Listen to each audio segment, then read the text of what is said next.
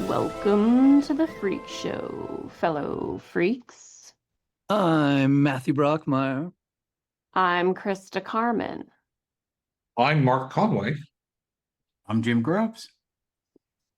And this is Murder Coaster. Ladies and gentlemen, welcome to our third annual History of the Horror Movie.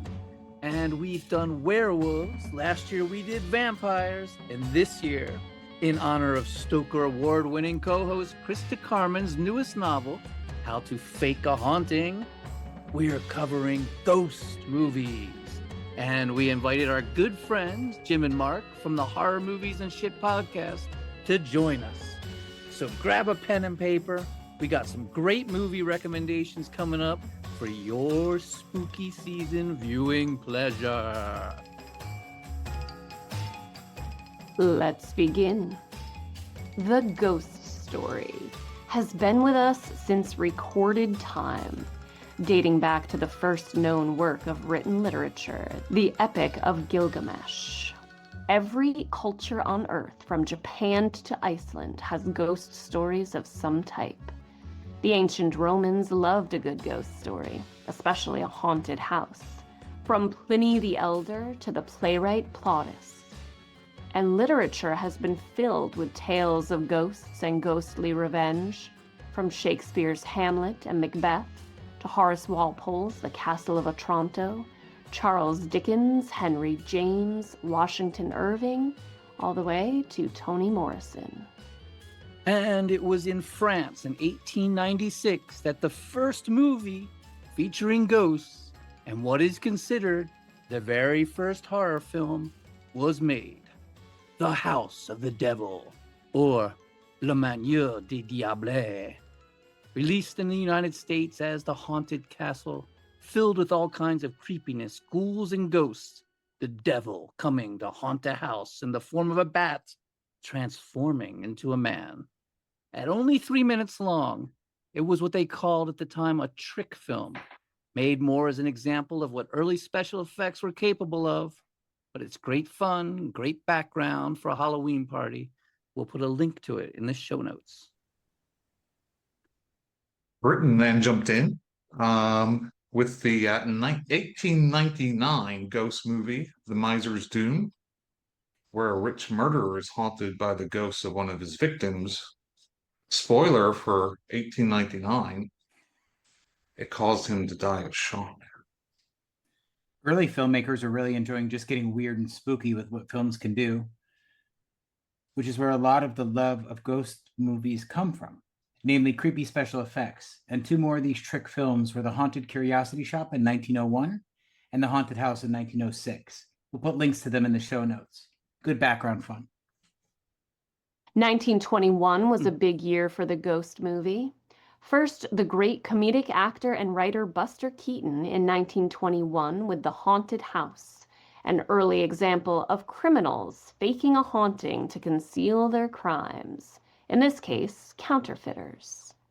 That is the motif, huh, Christa? That's a great motif. I love it. 1921 also saw the first feature-length ghost story with Sweden's The Phantom Carriage, which is an absolute classic. I'm sure you guys maybe have seen this. Scenes from this movie were directly copied by Stanley Kubrick in The Shining, including that famous scene where Jack Nicholson axes down the door and says, "Here's Johnny." It's shot for shot exactly like this movie. That's interesting. I did not know that. You got to watch it, man. The Phantom Carriage, absolutely. Yeah, wow. Yeah, Swedish. never heard of that one. Loved it. Now we go to Germany, and they have The Haunted Castle, more of a murder mystery, but it's a very important film as it's the oldest surviving film of German Expressionism, directed by renowned horror master F.R. Murnau, who would also go on to direct Nosferatu and other German Expressionism films. I just like to point out that I got set up here. The title of this film would have described me in my 20s. The Flaming Crisis in 1924 is a Western ghost story. And we have to include it because it was the first movie to have a ghost on the poster. Ooh, very haunting. It's a cool poster. I looked it up. In 1929, Walt Disney jumped into the game with the cartoon short The Haunted House, old Mickey Mouse making his 14th appearance.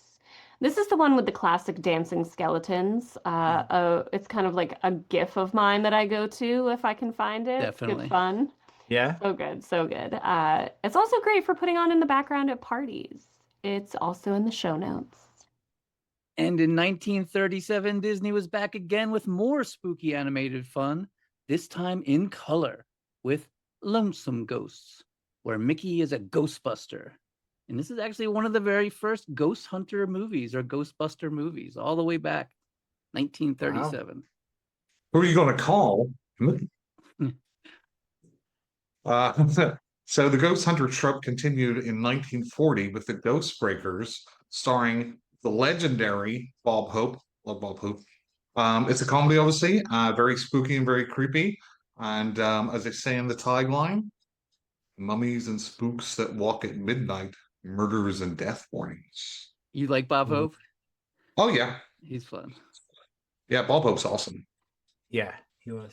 And more 40s comedic ghost horror with the 1941 Abbott and Costello's Hold That Ghost, marking the first of the Abbott and Costello comedic horror films, including Abbott and Costello Meet Frankenstein and Abbott and Costello Meet the Mummy. Perfect Halloween movies. I love Abbott and Costello. I love especially Meet Frankenstein. That's just great film. My dad that was like one of his favorite movies. We watched it over and over and over. Every year on Halloween, I put that on. Really? That's your Halloween movie? That's awesome. One of them, yeah. You know who else's favorite movie that was? Hmm. Jerry Garcia from the Grateful Dead. Really? Yeah. Maybe I'm a bigger stoner than I thought. In 1940, the film Pride to Payan was made in Thailand, the story of a ghost tree spirit terrorizing a village. This is a very important film because it shows how Thai filmmakers have used traditional folklore and supernatural elements to explore horror for 85 years. Unfortunately, only 12 minutes have survived, but this is a film that laid the groundwork for the genre in Thai cinema, and its influence continues to this day. And while not a ghost story, we have to mention Japan's 1941 film, The 47 Ronin, one of the earliest. How do I say that, Mark? Do you know how to say that? Jidaigeki? You're just guessing. Yes, he is. Yes, he is. Close enough. One of the earliest Jidaigeki or period films, usually involving samurai. Ghosts would factor large in later Japanese samurai films, and the samurai film would be integral to the long evolution of what would eventually become known as J-horror. And I kind of feel at this point, right? Certainly for me, apart from kind of the Abbott Costello, Bob Hope kind of comedy ones, this next one is really the first one that I would think of and recognize as a ghost story. And it was in 1944, the highest grossing film of that year. It was The Uninvited, absolute classic ghost story, still great today. It is very film noir. If 40s film noir ghosts are your thing, you should check out The Uninvited. The Canterville Ghost in 1944 was loosely based on a short story by Oscar Wilde. It's a classic about a ghost doomed to haunt an English castle and is said to be the inspiration for Beetlejuice. So if you're a Beetlejuice fan, check it out. That's interesting. I've not seen that, and I'm a big Beetlejuice fan. The Canterville Ghost. Check it out. Didn't Don Knotts do a version of that one too? He might have. I don't know. The Curse of the Cat People in 1944, a sequel to the classic Cat People. And in this one, a little girl befriends the ghost of her father's dead first wife. Very haunting and fairy tale-like film of dark shadows. Ooh. Blithe Spirit is a 1945 dark comedy about seances with a poltergeist named Elvira. And we have Abbott and Costello returning with another ghost movie in 1946 called The Time of Their Lives. Really, they should have called it Who's Home First. Who's on? I'll see myself. Yeah. The beatnik comedy team of the Bowery Boys had Spookbusters in 1946, as well as Ghost Chasers in 1951. Ghost Ship in 1952 was about a haunted luxury ship and its ghostly crew, with the tagline, "On a voyage of terror, a dead man speaks to solve the secret of the ghost ship." No apparent connection to the 2002 film, if you were wondering, which, okay, like the 2002 film, it's not like great, but the opening scene is pretty fantastic. Thank God you said it, because I was going to. That is probably one of the best openings to a horror film ever. It's so good. It's like mic drop after that, and then the whole rest of it's downhill from there. The rest is very, very mediocre. Yeah, such a disappointment when that happens. Yeah. Well, they had the bar raised too high. Yeah. Fair enough. Japan, as a rich culture of ghosts, which we mentioned earlier, is often seen cinematically in its legacy of samurai films. And in the 1950s, several films will be made in Japan that would set the high cinematic standard for future horror and ghost films. And these films include the 1950 absolute classic by Akira Kurosawa, Rashomon, where a ghost of a murdered samurai speaks through a Shinto psychic. Rashomon was a surprise winner of the Golden Lion in the 1951 Venice Film Festival, and the commercial and critical success of the film opened up Western markets to Japanese films for the first time. And 2 years later, Yugetsu was released. The story of 16th century villagers and peasants, where during a time of war, a farmer is seduced by a ghost. Boldly calling itself a, quote, film of fascinating beauty, right in the opening credits, it doesn't lie. A gorgeous black and white movie setting the bar for the ghost and horror films of Japan to come. And it is a beautiful, beautiful film. It's a great one. 3 years after that, in 1957, Kurosawa made Thorn of Blood, a very creepy samurai movie based on Shakespeare's Macbeth. And in 1959, The Ghost of Yatsuya was released based on one of the most famous samurai ghost stories. Now, this one is just absolutely amazing, a true masterpiece, and you can see how it directly influences modern J-horror masterpieces like The Grudge. It's even got like that creepy floating hair shit and stuff. It's a string of ghost stories that it really exemplifies the evolution of Japanese horror. And so there's a lot more Japanese movies in the 50s that we just didn't mention, but moving on with the show. Yeah, I've heard of that one. I really have to check it out. It sounds, kind of one of those groundbreaking movies. Anyway, so although we're not really including television, we need to mention the 1959 adaptation of The Turning of the Screw, which has obviously been made multiple times. But this is the first adaptation of the famous 19th century novella. Though made for television, it's a very classy affair, starring Ingrid Bergman, directed by John Frankenheimer. A very well-made version of the classic story that would see many, many more to come.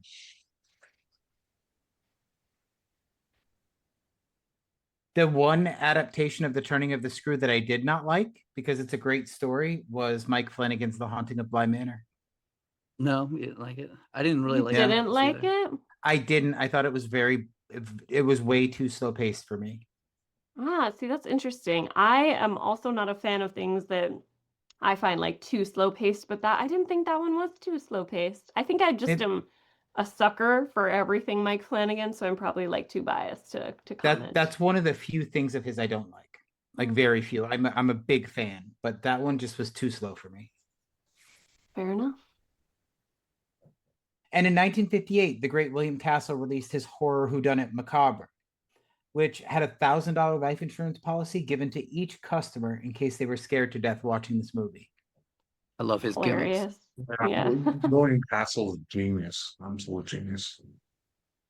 And William Kessel followed this with the 1959 classic House on Haunted Hill with Vincent Price, where a skeleton would slide down over the audience on a cable, causing delinquent children to throw candy boxes and soda bottles at it in the hopes that they might break it. My favorite Vincent Price movie. Yeah. You like that 100%. scene where the skeleton comes sliding I out? love It's it. the crazy I scene, love right? it. Yep. That would have been fun to be there in the theater and see that. It would have, yeah, that would have been a trip. I could only imagine.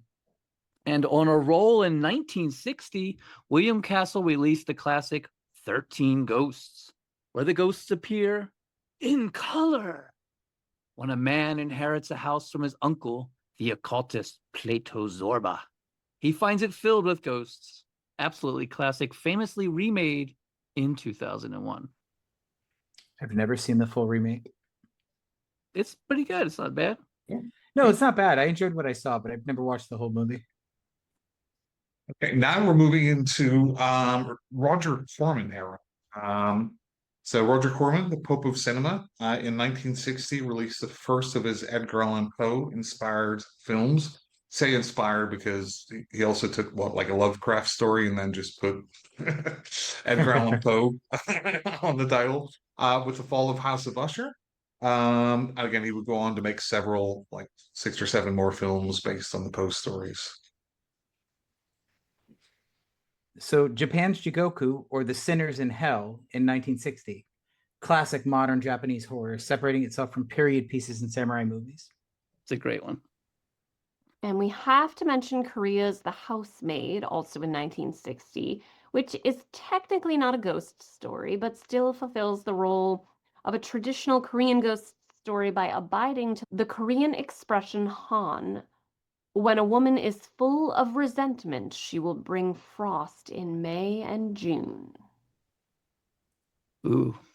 The Innocents in 1961 saw the William Archibald play, which was based on Turn of the Screw, be reworked by none other than writer Truman Capote for a classic Gothic psychological horror film. We move on to 1962 with one of the best twists in horror at that point with Carnival of Souls, which was remade in the 90s, I believe. Mm-hmm. That's true. But also, I love the that original Carnival of Souls is so good. It is. It really is. Everyone but also they do. Also in 1962, Roger Corman gave us the horror anthology Tales of Terror in color and Panavision. You got a twofer there, with 3 adaptations of Edgar Allan Poe's stories narrated by Vincent Price.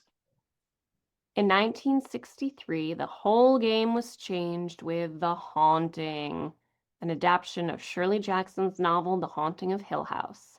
One of the greatest films of all time, a must-watch for anyone, especially if you're interested in ghosts. Funny story, I looked for this movie for 10 years not knowing the title because I remembered one scene from it. The attic scene? No, the scene where they're at dinner talking about all the paranormal stuff that happened to them. Mm. I showed this to my kid when he was like, I don't know, pretty little. And he says he's almost 20. And he says he still has nightmares about it. Oh, wow. The end scene when they're getting chased. When Eleanor is telling the story about stones being thrown at her house, like that creeped me out to no end. For years, I kept thinking about it. The wonderful thing about that movie is that the sound design, right? I mean, one of the big parts in it is just a door being hit, and it's just that pounding, and that's just terrifying. Yeah, the door, that scene, it starts to like crack and like open up. It starts to like band in. You see it that you see that shot in so many other films. It's in The Exorcist, The Howling. It's in The Howling. So many films where you see like a door begin to bend outward and crack. And let's not talk about the remake. I love the remake. Bad. I love the remake. The one with Catherine Zeta-Jones. Right. I love it. I hate it so much. I love it. I don't care what anybody says. Oh, man. It's definitely not a perfect movie, but I love it. Okay. I like the Mike Flanagan series. Yes, the Mike Flanagan series was amazing, but the remake for me, that bedroom scene with the knocking on the door was fantastic. It was done way better in the original. I don't disagree with that. The original is amazing, but I had a lot of fun watching The Haunting, the I remake in know. '99. What's funny is like I should rewatch the remake because I wonder if I could maybe divorce my dislike for it from the actress playing Eleanor. I think like I just Oh. think that she You just just didn't don't- do it for me. She was so She- whiny and like the children. Oh, like That's Yeah, like that's fair. I mean, she I know. definitely. I think she definitely overplays her role, and that's maybe not the actress, it's the director, the script, or whatever. But yeah. she does come No. off as like this. I know she's supposed to be kind of this easily manipulated person, but she's just so like weak. Easily Yeah. manipulated, one might say.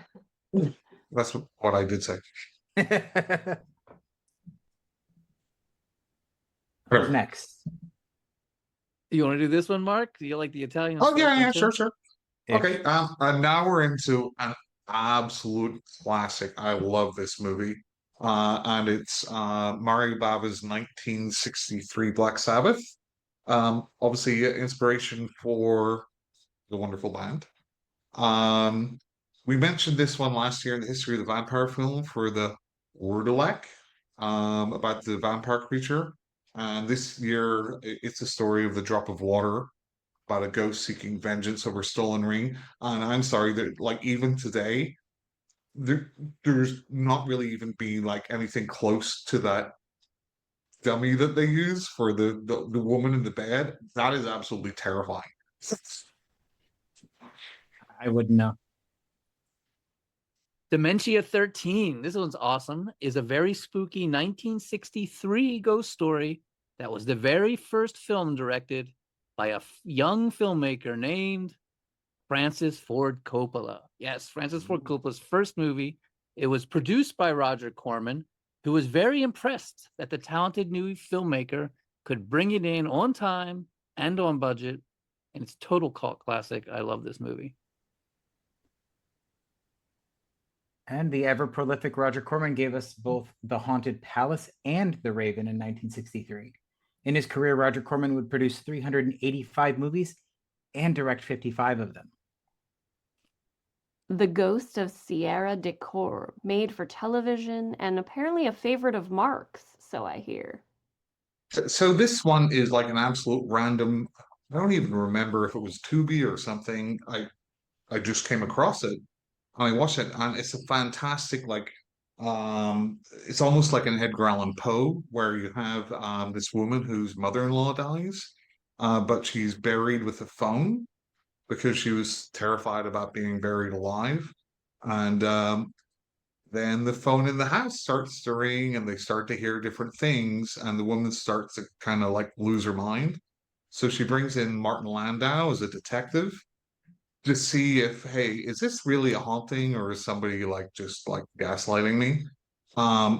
It's really, really awesome. In fact, it was written and directed by the guy that did the screenplay for Psycho. Don't remember his name, Joseph Stefano or something. And initially, it was supposed to be a pilot for like a series called The Haunting, that was supposed to be on ABC. But whenever they saw the cut of it, they said, this is too dark and disturbing, so we can't release this as a pilot. So they shot like extra scenes and released it as a TV movie. Really worth checking out. Really, really good. Interesting. The Ghost of Sierra de Corbe. Yeah, I know. I'd never heard of it. It was just random watch. Nice. Castle of Blood, also known as Danza Macabra, is a 1964 Italian Gothic with the always lovely Barbara Steele, where a journalist questioning the tales of Edgar Allan Poe accepts a bet to sleep in a haunted castle on Halloween night, only to encounter horrifying ghosts that need blood in order to maintain their existence. Is Barbara Steele still alive? I don't I know. don't know. I think she might be. She's great. She's got those eyes, very, great. You should Yes, just she is draw onto her 87 years face. young. Wow, Yeah. that's amazing. She was also in Piranha, the Joe Dante one. Right. Yep. So in 1964, Japan released two classic ghost stories. Onibaba, set in medieval Japan during the Civil War, and Kwaidan by Masaki Kobayashi. Is that right? That's perfect. Okay, great. One of the greatest ghost stories Ever. Okay, thank you. One of the greatest ghost stories ever made. It's an anthology with 4 separate stories, which won the Special Jury Prize at the 1965 Cannes Film Festival and received Academy Award nominations. Okay, in 1966, Mario Bava again directed the gothic horror film Kill Baby Kill, set in a Carpathian village about a coroner and a medical student who uncover the secrets of a murderous ghost of a little girl while a witch attempts to protect the villagers. Fantastic story. I mean, that is a great story set up right Mhm. there. I need to watch that one. I love his gothic movies. Oh, but like you think back in like 60s, 70s, you got like Hammer Horror on all their gothic stuff, and then you've got like Bava doing his stuff in Italy. Great time. Hanako, or The Black Cat, is a 1968 Japanese historical film adapting the supernatural folktales of feudal Japan and the vengeful spirits of a woman and daughter killed by a samurai.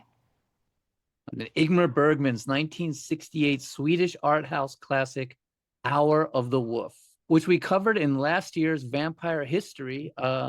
I just got to give this one another shout out because it is so good. Surreal, dark as can be, atmospheric, spooky, an important film in the history of cinema, horror, ghost, vampires that actually transcends genre and is required viewing for all lovers of cinema, in my modest opinion. And now come the 70s, a very unique and special period for ghost cinema. In 1970, from the Czechoslovakian new wave of cinema comes the amazingly bizarre, disturbing, and beautiful Valerie and Her Week of Wonders, an erotic, gothic, horror fever dream. I fucking love that movie, man. It's a great one. And in 1971, Let's Scare Jessica to Death came out, which, though you probably don't realize, it was inspired by The Turn of the Screw, total cult classic, very 70s, setting the tone. And weirdly, like, in writing my book, my beta readers were like, have you ever seen Let's Scare Jessica to Death? So I started looking into that film during the the rewrites and editing process of my book, and it was interesting and a little helpful and a little not helpful also with some of the weird shit that goes on in it, but fun to look at. The House That Dripped Blood, 1971, British anthology with Christopher Lee and Peter Cushing. How could you go wrong? We mentioned it last year as it has the story The Cloak, but it of course has ghosts and rumors of ghosts as well. This is actually my favorite ghost movie. Oh, And there we go. it's a 1973 Legend of Hell House, written by the great Richard Matheson, based on his 1971 novel. In the classic setup, paranormal researchers spend a week in a haunted house. This one of the late sadistic millionaire murderer. And it says, that the house itself is the Everest of haunted houses. And to me, this movie is the Everest of haunted house movies. Roddy McDowall is fantastic. I was just about to say, I love his performance, even though he overacts through the whole movie. It's fantastic. Well, no, but he doesn't overact. He does. Because he'd be mentally broken. That's how somebody mentally broken should act, right? Jim, Should they though? Well, I Should don't know. How do you act? Okay. Also in 1971, Marlon Brando starred in a prequel to Turn of the Screw called Nightcomers. Don't Look Now in 1973, starring Julie Christie and Donald Sutherland, who are not afraid to get naked on screen at all. An absolute classic where a man is haunted by the ghost of his daughter, only to find out it is actually something much more sinister. A must-see. One of my absolute favorite movies all time. So good. Don't like that movie at all. You don't like it? No, I have to give it a rewatch. It just didn't work for me the last time I watched it. I think I've watched it twice, and both times just didn't work for me. It's very European, very weird, very Oh slow, yeah, definitely. sexy, I guess. If you consider Donald Sutherland the sex symbol, I don't know, seeing his butt, all that Well, like that. he is a bit of a hottie, right, Jim? No, Donald Sutherland. You think Sutherland. Donald Sutherland's hot? not so much. He's very long. He's a tall He is glass of water. he is a tall drink of water, that man, but not really attractive in my opinion. Oh, Unlike his sorry, son Doc. Kiefer. Yeah. No, don't really have a thing for him either. No, not even the No. Lost Boys. No, not so Yeah. much.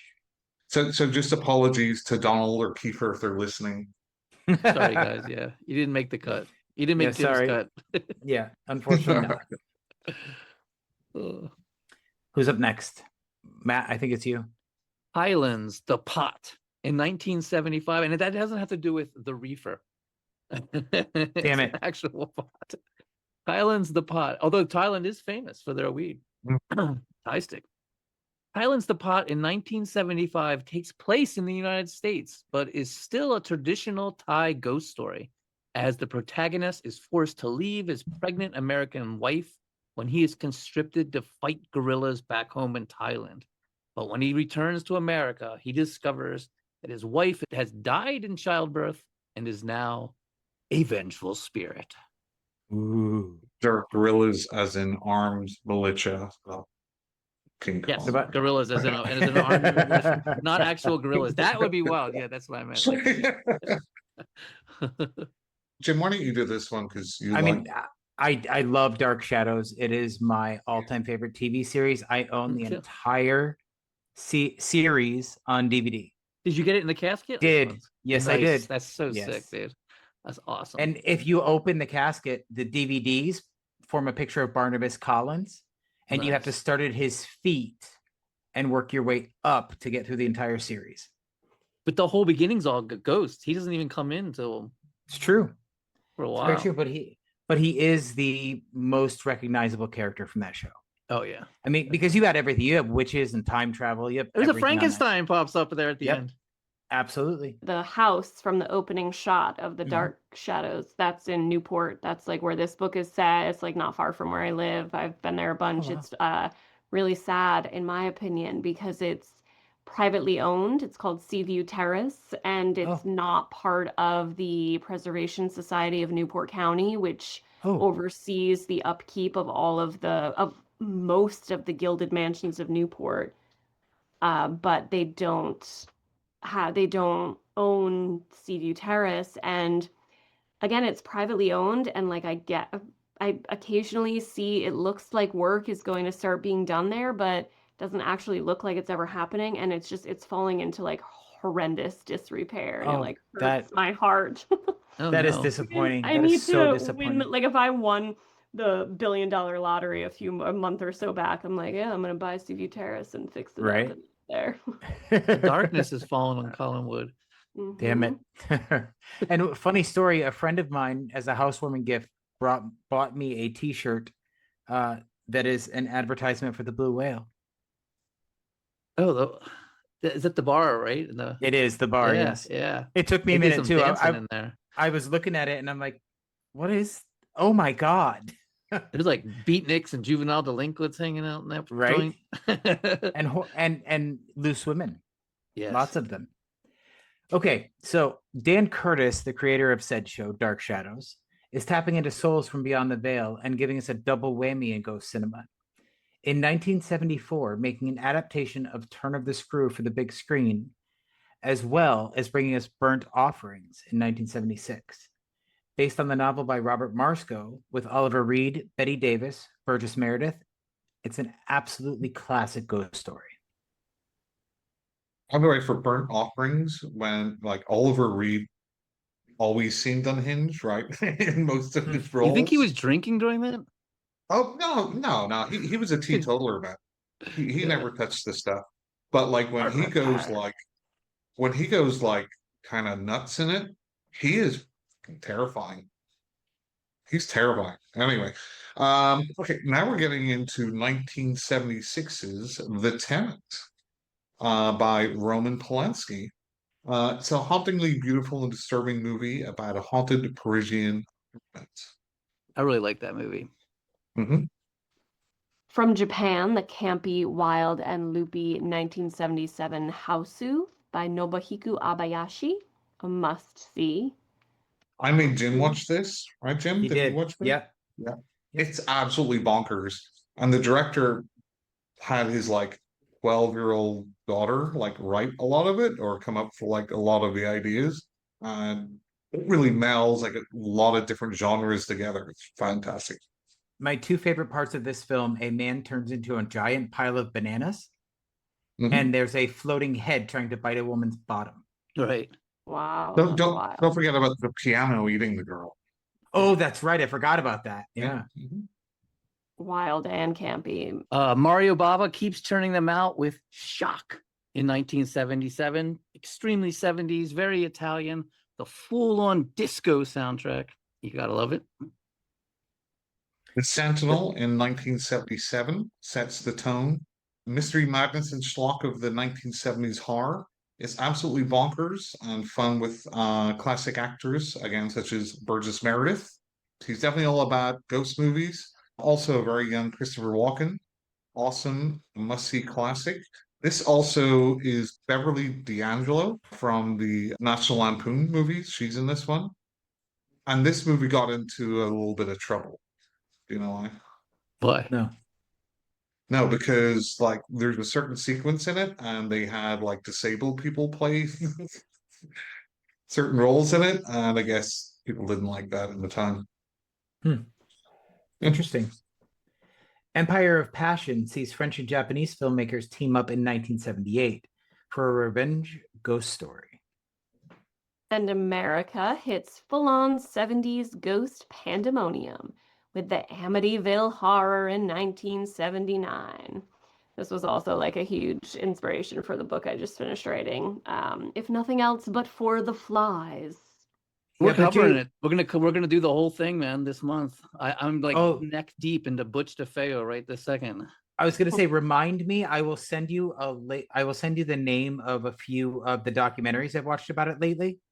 They might be helpful for research. Yeah, did you watch the MGM one? I did. Yeah, I watched it last night. That's one Actually, of my favorites. That's yeah, really I think good. I have two more episodes on that one left. But one of the kids actually did my Amityville Horror, where he recounts what was But there. he thinks it's real. He said it was real. He does. Yeah, I know. That guy is all But- meth. That dude is so fucked up. So fucked up. Dude, when he's like when he's hanging out with fucking Lorraine Warren in her basement, and she's going like, "Oh, this piece of wood, this was Jesus's crucifix," and he's like, "I feel the power of Jesus," Yeah. and shit. Dude, oh man, that shit is so fucking funny. That kid has been so fucked up. So fucked up. I think part 2 is the best in that series. You just like the incest angle. Shut up. Yeah. Well, you know, I did move to Florida, so you know, act Have like you a guys local. have you seen the You know- remakes? Like the what is it? Is Ryan Reynolds in the remake of Yes. this one? Yep. Is that the one? Yeah. What do you guys think of that? You I know love there- that he's shirtless. That's about it. There's like 70 Amityville movies, right? Because it's just like public domain word. There's like Yeah. Amityville in space, and there's Amityville Shark, and Is there Amityville Amityville in Zombies. space? I knew they were gonna make it. There They is, finally yes. make it. Yeah. Yep. and just think about anything, and there'll be an Amityville version of it. I actually have an actor from the Amityville zombie movie coming on the podcast. Oh, so the 1980s saw the ghost train satanic panic mayhem madness of the 70s come to a huge crescendo with some absolute classics: Shining, Changeling, Fog, Watcher in the Woods. Good Let's one. get into them. First, The Shining. Have any of you ever heard of it? I've not. This is new to me. Yeah, never seen it. No. Nah, The no, Shi- don't know about Is it. it about clean? Is it about cleaning stuff? Hey, Like Mark, here's Johnny. Yes. You want to ask him? who's Johnny? Different movie, Mark. But sorry, but really, the next one was the one I want to talk about. Changeling, absolute classic, and I think Well, it, let's is- talk about The it Shining is- real quick, man. Yeah, let's because talk about The Shining. I've seen that movie probably over 100 times. I've seen it in the big screen, Same. the little screen. It is one of my absolute favorite movies of all time. And I just love think- Stanley Kubrick, and I love this fucking movie, man. It's an What? absolute masterclass in building Okay. tension. I got this signed. I don't know if you can Oh, see it's it. signed. This is not signed. Oh, but nice. It's still pretty fun. That's great. By It's the great. I kid got who all kinds of plays. Shining shit around here. I got Shelley Duvall says that this movie broke her. Filming this movie broke her. And I just think it's the tactics that the director did, that Kubrick did, were completely out of the box, but the product that it delivered for us, just like William Peter Blatty with The Exorcist, top tier. 100%. I like The Shining. I don't love it. Book or yeah, film? Like you like it but don't love the film? I mean, I think I like the film, but it feels a bit empty to me. And maybe that's the point. But you know, again, there's sometimes you don't connect with the movie the way Yeah, other that's people fair. connect to it, and it just felt a little. Maybe the main criticism is Jack Nicholson always appears like he's crazy from the get-go. Yeah, I think that's King's So- source Yeah, of he hated it. hatred for it. yeah. Right, but I mean, let's be honest. Jack was a broken man at the start of the story, so he's gonna look a little damaged. I agree. I think I like it. I I- like the Kubrick version better than the King's version. I love the maze. I love the dad being evil. Like because in the Stephen King story, the dad isn't evil. He's possessed by the hotel. Right. And at the end, the dad saves the day and becomes good and shit. I think a scary dad from the get-go is way more terrifying. You know what I mean? Right, because the he guy was- supposed to he was- protect you. Right. But he's been abusing that kid from the onset because of his drinking problem. He's been putting that kid through torture. So to me, he perfectly personifies what that character should have been through the eyes of Danny. And I'm not even comparing it to the book. I think the book's okay. But for his character, there didn't seem to be much of an arc because he seemed like crazy from the get-go, and he was crazy all the way through. He wasn't So- crazy. He wasn't crazy. He was broken. No, he seemed like he was. Like even that I interview disagree. at the start, he's like, like Yeah. fucking, you're like, Because- fucking but that's the Joker. Even on thing. the Like, drive you're there, crazy. he's like, he saw it Yeah. on the television. He was trying to portray a man dealing with his own personal demons. No, And that's not thanks that you have to put up. So for, and thanks this is for- probably thanks for- because this is thanks for probably because mansplaining that to me. you're welcome. But he's putting up this false face, and that is a line from the book that's used pretty profusely through the end of it, where Danny is telling him this is a fault, is telling him to his face, which brings him around. This is a false face. Well, This is not So- my dad. But what I'll say is, in the book, though, he does have an arc where he redeems himself. Right, because of that. This one, he's just Because like of that false sort face of part, crazy yeah. to really crazy to really, really murderous crazy. No, you're right. The arc isn't there, but yeah, I still It's think it fine, works. but it's I still a think it works beautiful. great. It's still a beautiful movie, and I can see It why is. people absolutely love it. Again, it just didn't. I still like it. It just didn't have that effect on me. It's And fair the enough. soundtrack, everything is. Mm-hmm. That's fair enough. And continue on that arc, Mark. The next movie is a classic for everybody but me. You don't like the Change it, Changeling? man. I fucking hate this movie. What? I think it's boring, and I think George C. Scott can't act his way out of a paper bag. Oh, we've had this conversation. We have. Oscar-winning actor. Was he in a George C. vampire Scott, movie? No, he was in a according- werewolf movie. No, or no, no, something? hang on. He was in The According to- Exorcist 3, for Christ's sake. According to podcaster Jim, can't act. Yes, that's right. Yeah. But what So we're movie were we talking- talking about in the werewolf episode? I don't remember. Because he got brought up, and I was like, "What are you talking about? You don't like George C. Scott?" Oh, Uh, he probably just got brought up randomly, and then Yeah, just who like knows? Jim, It might have been James The Jim. Exorcist 3 just getting tossed in there somehow. I don't know. Maybe. Yeah, probably. But for those of you not in the know about this history, we're talking about 1980s The Changeling, starring George C. Scott and directed by Peter Medak. I'm sorry. What's so brilliant about this movie is it's kind of like a murder mystery, but halfway through, it's like they thought they figured out who like the ghost was, but it's totally not. It's fantastic. That seems to be like a trope in ghost stories. Right when you think you have it all figured out, it all of a sudden everything changes and you were wrong about everything. You think you've got something that'll cure the curse, but it doesn't work. Yeah. You got like I don't know, but I love the Changeling. I love the ball coming down the steps. But like like The Shining, the Changeling just scared the living fuck out of me as a little kid. I mean, it just the wheelchair, all of it, man. It just the scariest part to me is that seance with the automatic writing woman, and she's and the husband's like reading it off. That's just and they use that for like what Insidious, right, with the gas mask and sort of I've never thing, seen Insidious. Can you believe that? Really? What? Yeah. I think that's a pretty good movie.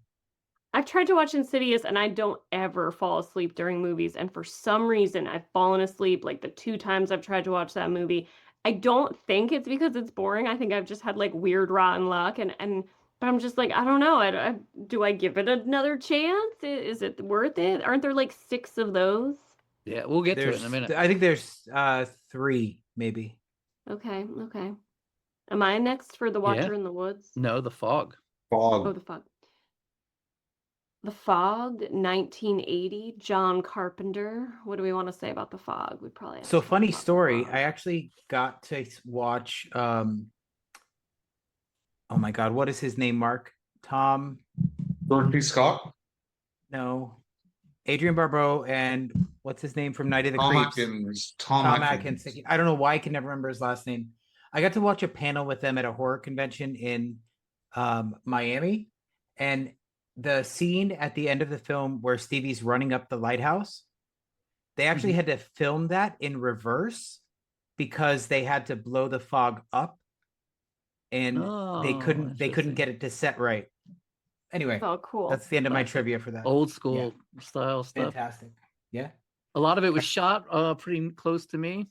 I love it. It's apparently there was an original version that when they showed, John Carpenter watched it and was like, because John Carpenter wasn't into it even when they were making it. He was like, "This is cheap. This is kind of stupid." He said he wrote it in 24 hours, and then they filmed it and he made a version. I don't know. Correct me if I'm wrong. Mark probably knows this story. And he watched it and was like, "Oh fuck, this sucks."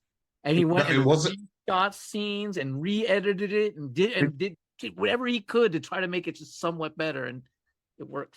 So what it was, Matt, you're kind of right, but it was actually one of the few times it was the studio who watched his first cut of it and said, you're coming off the back of like Halloween, and this isn't scary enough. So he went back in and put in, more, gore. The guy's getting killed on the Ghost boat. Pirates. Yeah, right. Yeah. So, but just goes to show you how good John Carpenter is. I mean, The Fog, I think, is a classic, right? And if he's doing that in the sort of, I don't really care about it, shows up how good he is. I know, right? This is his crap that he just turns up. Yeah, he's just like, whatever. But those classic scare scenes that he added are probably like when they're on the boat and she opens the door and the body falls out. You know what I mean? That's like just classic jump scare. Yeah, the other one I know of is whenever they go back to the hospital and one of the dead sailors is on the gurney, and then he gets up and he falls over and he's writing a number with the scalpel and those sort of scenes. Yeah. It's so silly. The one time the studios were right. Yeah, right. At the end, can you imagine like turning on the radio? Like whenever we're near there and stuff, we'll like turn on the radio. Can you imagine turning on the radio and hearing like, "Run from the fog! Don't go in the fog, Danny! Hide from the fog!" Right. Like directing everybody where to go. You know what's funny about that? It reminds me of Halloween 3. When he's calling up the TV stations, like just a guy. Yeah. And again, Tom Atkins, right? Turn off the ads. Turn off the ads. Like any TV company will be like, this guy's on the phone saying turn off the ads. So screw our sponsors. We'll just turn it off. Right. Anyway, Who's up next? Oh, The Watcher in the Woods in 1980. Walt Disney, who have been in the ghost story since the very beginning. This with Betty Davis. This is another one. I haven't seen it in a long time, but I remember it scared the fuck out of me as a little kid. Same. But two interesting points for me anyway about this film is it's the first time I remember seeing Betty Davis on film as a child, and the first time I remember seeing animation combined with live action for the special effects. When they had them watch Mary outlined. Poppins? First, no, not like literal animation. I mean, like they use it when, their bodies are outlined in the funny colors, for the magic and the ghosts and all that. It's the first time I noticed that sort of thing. Walt Disney special effects, they liked doing that with the. They do. Yeah. Because they did it in Bedknobs and Broomsticks and all that, but I was too young to notice it at that point. Okay, and also in 1980, Thailand's Phi Hua Pad, or The Headless Ghost. Jim, I know it's one of your favorites, so why don't you tell the audience a little bit about it? I would if I've ever seen it. You're just a liar then. Yep. But he's always pretending he's like this Thailand horror fucking guru. Yeah, 100%. I know, I right? 100% do. But Mark's man crush is back with both The Beyond and The House by the Cemetery. Lucio Fulci released in 1981. Classic. Never seen either one. Actually, I think I might have seen The Beyond, but I don't remember it. So that's the two of the three movies out of his Gates of Hell trilogy, Jim. Oh God, along with City of the Living Dead, and I would go The Beyond, City of the Living Dead, and then way down House by the Cemetery. Okay. In 1981, we get the classic Ghost Story based on the legendary novel by Peter Straub. Rest in peace. Funny story about this. First time I saw a man's penis. You never saw your own? You never looked down? Somebody else's. In 81, I was 7. So you haven't gone to the movies yet, Jim? I was not allowed to see rated R movies at 7. No. I had to be 8 at that point. No, not on screen. I mean, audience members. Members. Yeah. Fuck you. I hate you. It's gonna get worse, just so you know, Krista, when we get 2 movies down from here. Just so you know, it's gonna get much worse. I like the movie Ghost Story better than I like the novel. I want to be honest. The novel I agree. Go on and on and on. It did. What the fuck are you talking about? Even though I love Peter Straub, and Christa and I met at a writing conference hosted by Peter Straub. Oh wow. Yes, we did. I would agree with you. The movie is much better paced than the book. Good movie, man. Okay. It's scary. I love it. Really is. It's a classic. Yeah, definitely watch Ghost Story if you haven't seen it. 1981. I want to take this one. I love this movie. All right, go for it, Jim. The bar's getting raised right now. The 70s is over. That sleazy look replaced by a more video-friendly, cleaner, tighter, more polished look. Such as when Steven Spielberg teams up with Tobe Hooper for 1982's Poltergeist. I say this every single time I talk about this movie. You could not have gotten a better family dynamic than you did with the cast of this film. And that's what made it such a hit, is because you felt for these characters. Well, classic Spielberg. Yeah, it looks like a Spielberg film. And maybe Hooper stood behind the camera for a minute. I don't know. I think I think he's got his touch in there, man.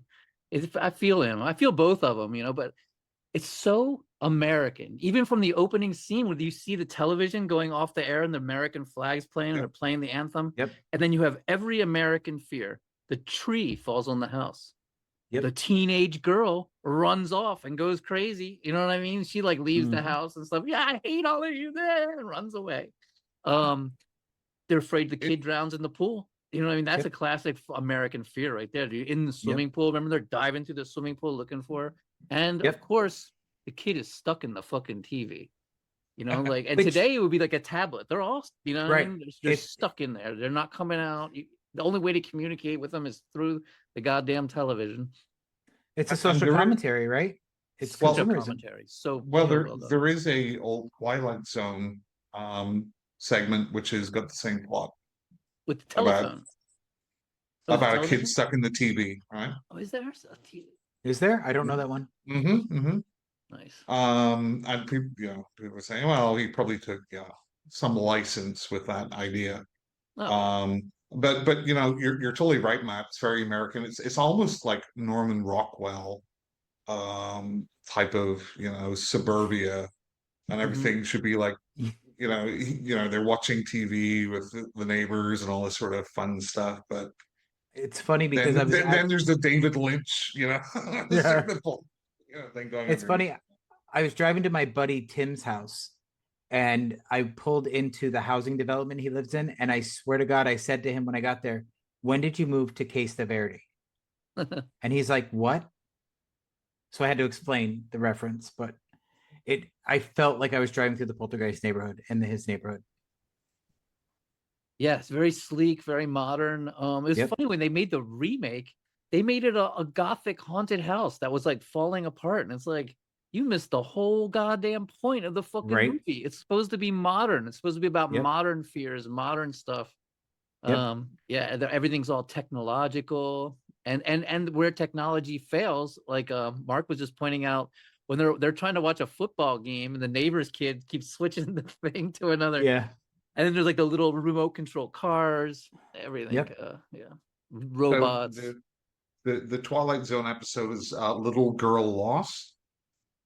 So you should check that out if you like Poltergeist. It's very Little Girl. I'm gonna write that down and watch that. Absolutely. Little Girl Lost. Yeah, it's actually a really good episode. I think a lot of things come from the Twilight Zone. Like Rod Steiger was so amazing, and all the writers he had. Oh, yeah. Who's up? You are, Christa. Mark. Oh, Christa. Sorry. Or whoever. I don't care. Whoever. Back on Amityville. Quickly follow. No, the entity. The entity. The Entity. Jesus. Mark, shut up. The Entity in 1982, an absolute classic horror movie based on the real-life story of Doris Bither, who is physically assaulted and attacked by a poltergeist. So Jim, just tell everyone. Tell everyone what? You make this a bigger deal than anybody else. I like the movie. Okay, so this was little Jim. Wee Jim, when he was, You did this on purpose, Matt. You did this on purpose. What am I not going to put the entity in there, dude? It's a great movie. When Wee Jim was just a little slip of a lad, Jim and his mom sat down. He was maybe 6 or 7 at the time. It was between 8 and 10. Let's be honest. Well, okay, so 8. So Jim's mom, got the popcorn. He said, "Hey Jim, come on, hey Jimmy." I don't know what she called you back then, little Jimbo. Morgan. Come sit down on the couch, and we're going to watch this scary movie.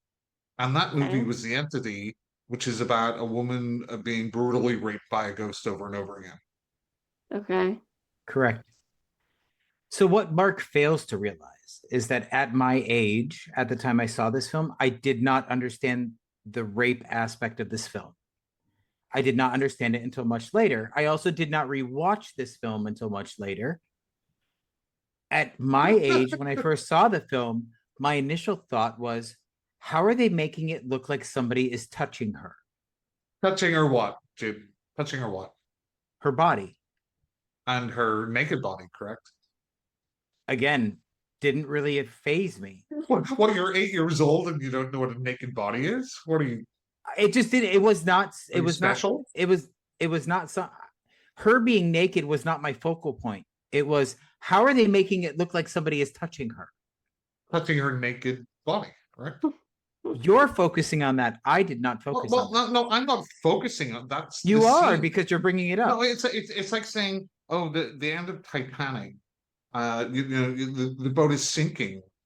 Well, are you focusing on that boat sinking? What's wrong with you? That's what the scene is. That's what the scene is. The point of the film is not that she's naked. Jim, get out of that big river in Egypt. Okay. Well, another film that fucked kids up in the 80s, in 1982, was Amityville 2, The Possession, which Ooh. many people think is the best film in the franchise, and it is an origin story about the DeFeo family, which I am neck deep into. And it is implied that Butch and Dawn were having an incestuous relationship, which you do hear in the real life story brought up, but it has never been. You hear everything about that. There's just so many bullshit lies and drama involved with the case. So who knows? But it was pretty gross and creepy in the movie. I'm hot. That was And that was hot. quickly. I mean, and she that- yeah, Yeah, kind of. I'm not gonna deny it. it was not. But that was quickly followed up by Amityville 3D, starring Lori Loughlin, cashing in on that weird 80s 3D comeback like Friday the 13th Part 3. But this was also pretty fun, I thought. Yeah. I agree, and Yeah. it was I actually liked very it. poignant because the loss that he feels and that the father ultimately sacrifices himself for his daughter, I thought was great. Wow, you were really into it. I did. I really loved Amityville 3D, mostly because when it came out in the 80s, I really liked Lori Loughlin because she was in another movie, not a ghost movie, called The New Kids. And that movie is so emotionally charged, I instantly followed everything she did. Did I you remember like Barbara HBO Hershey? had all three of them, and they would play all three of them in a row. Yes, Mark, I loved Barbara Hershey. I used to do her dry cleaning, for Christ's sake. And then she never talked to you again. After I told her I saw a movie that reminded me of The Entity. That's correct. Oh God. Okay, so in 1984, Ghostbusters. Who you Best gonna call? theme song ever. Best theme song ever. Really? It's all right. Well, I mean, it is the most catchy. Let's be honest. I just saw them all the members of the Grateful Dead playing together, and I was high as fuck on acid, dude. And fucking they started playing it. That was sounds really weird. almost as trippy as Corey Taylor doing an acoustic version of Pink Pony Club. That sounds weird. Matt, I you should look saw up- it. Matt, you should look up a British band called Zentrix. They do a great Ghostbusters cover. Nice. It's like thrash. Oh, really? That's cool. They weren't really like playing it. Like it was like in between. I don't know if you're a fan of the Grateful Dead or not, but they were doing a Help Slip Frank. So during the Slipknot, it's just like absolutely bizarre, kind of like Miles Davis sounding jazz. It was just like jamming, and then all of a sudden they were just started riffing on that Ghostbusters thing. But yeah, I think Ghostbusters is one of those tentpole 80s movies, right? Like Back to the Future, and they kind of nailed that sort of family friendly, although there is again some questionable scenes in Ghostbusters. Yeah, he gets a blowjob from a ghost. Who you gonna Yeah. blow? I mean, you could do anything back then. They all smoked cigarettes, all of them. And it was like a family movie. You know what I mean? Yeah, Right. man, I'm smoking a cigarette and getting my dick sucked by a ghost. That was the 80s family movie. Wild. But it's a great one, classic. And I showed it to my kids when they were little. Yeah, I mean, it is a staple. Daddy, why is that man's pants coming off? Don't worry about it. I Christa, lost you wanna track. take the next Is it, I think it's you. The Chinese vampire. we Mr. Vampire. have to mention the Chinese Mr. Vampire, which came out in 1985. And we, of course, mentioned it last year as well for our vampire episode. And from Steve Miner, who brought us Friday the 13th, comes the classic 1986 haunted house movie, House. Enter at your own risk, with Norm from Cheers and The Last American Superhero. Can I just correct you there? It's Greatest American Hero. Greatest American Hero. William Capp. Yeah. Yep. Yeah, House that's is Tommy great. from Carrie. Yeah, I absolutely loved that movie, the TV show, The Greatest American Hero. It was great. But like I that also movie- love that House. TV show when I was little too. You like House? Ooh, I do. I love House, especially Bull from Night Court being the villain. It's it like all was these such a TV turn. stars in it. Yeah, it was such a turn for him, and he did such a phenomenal job. I absolutely loved it. And at the heart of it, it's all about a father looking for his son, right? That's why he's put himself in danger. The funny thing is, you can really see it, like when you look at it again, it was actually two different scripts, Yeah. and they put them together, like half of it and the other half don't really like meet together very well. But I think overall it's just a lot of fun. But they did People love it. phenomenal job with the score when he's hacking up the demon body to the mamas and the papas. That was genius, pure genius. So now we get on to 1986, Poltergeist 2, The Other Side, which I think is actually pretty good. It's It you know is. I agree. it's kind of like the Jaws 2 to Jaws to me. But it I think and Jaws also 2 is a lot of fun. also at this point, Poltergeist is starting to get a reputation, right? Because you have the death of Dominique Dunn after the first movie. Mhm. Between the first and second movie, Jo Beth Williams has had 7 miscarriages. So it's starting to build up an urban legend about being a cursed movie set, which is why a lot of them didn't return for the third one. And then they brought that guy in. Not He had true, cancer. Jim. The preacher had cancer, didn't he? When Right? they were- Yeah. and that's Jim, the reason he Jim, looked so Jim, horrifying. Jim, Yeah. provide me some evidence that a lot of people didn't return for part 2 because they thought it was No. cursed. Part 3. I said part 3. So show me some evidence that a lot of the cast didn't come back to part 3 because it was cursed. Which is the low I watch didn't part say- 3. It's awful. It's very true. But But, no, you don't see this them. is- You don't see the Freelings at all. Carol Ann's been sent Yeah. off to live with her. No, that wasn't with her because they aunt and thought it was uncle. cursed, Jim. They did not want to return to the franchise. Lots of people don't want to come back for like the third movie in franchises, whether it's comedy or sci-fi or whatever. Well, then the little girl died after the third one. In the third Yeah. one, during filming, During it, huh? Oh, God. because they had to finish the film with a stunt double, with a double for Did her. they? That's why you never see her face, and she gets that mask when she's quote unquote possessed by Cain. That was awful. It was. Like in a mirror maze of this like high-rise building. It was so it had bad. it had some good elements if it was properly executed. Like it could have been Funniest great. thing- I will say that scene in the third film where Lara Flynn Boyle comes out of the puddle was pretty intense. The funniest thing is when Carol Ann's in like the class, and like the teacher or whatever, the headmaster is all like, "Oh, she thinks she's got special powers, but she doesn't." And then she like does like crazy stuff, and he's like, "Oh, she hypnotizes all." Yeah. Anyway, Sorry. Poltergeist 2 is really good. I really enjoy it. Next. Yeah, that tequila next- scene, man, with the tequila. Oh worm. god.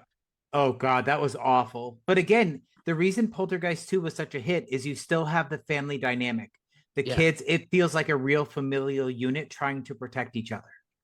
Yeah, and then they brought in the Native American guy, and he was like Yep. a family unifying comedic kind of thing. Remember the Yep. Will braces? Sampson.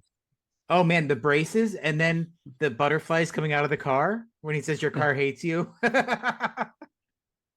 It was great. That car's pissed off. Yeah. He died right after. Too. Right. We then have House 2, the second story, and we're now going full on comedy.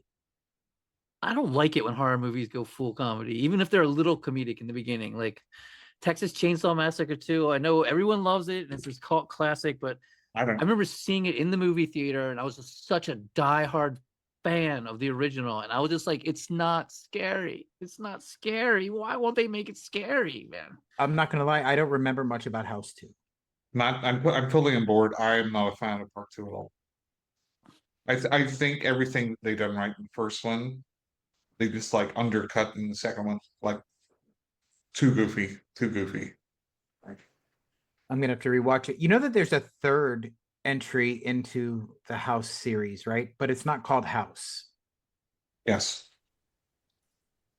What's it called? With Lance Henriksen and Breon James. What is Ooh, it? Lance Hendrickson. I love him. Yeah, but I can. What is So- the title, Mark? So it was the last like horror movie, I think, Something or like something like that, because that's the title when I lived in the UK that they released it as, and then I found out that apparently it was called House 3. Yeah. But again, it's weird. House is this mishmash of two different scripts, but they still work together. House 2 is this real, again, goofy, like almost kids movie. And then House 3 is this kind of shocker, brutal serial killer, body jumping guy. Here. It's a very That sounds strange good. franchise.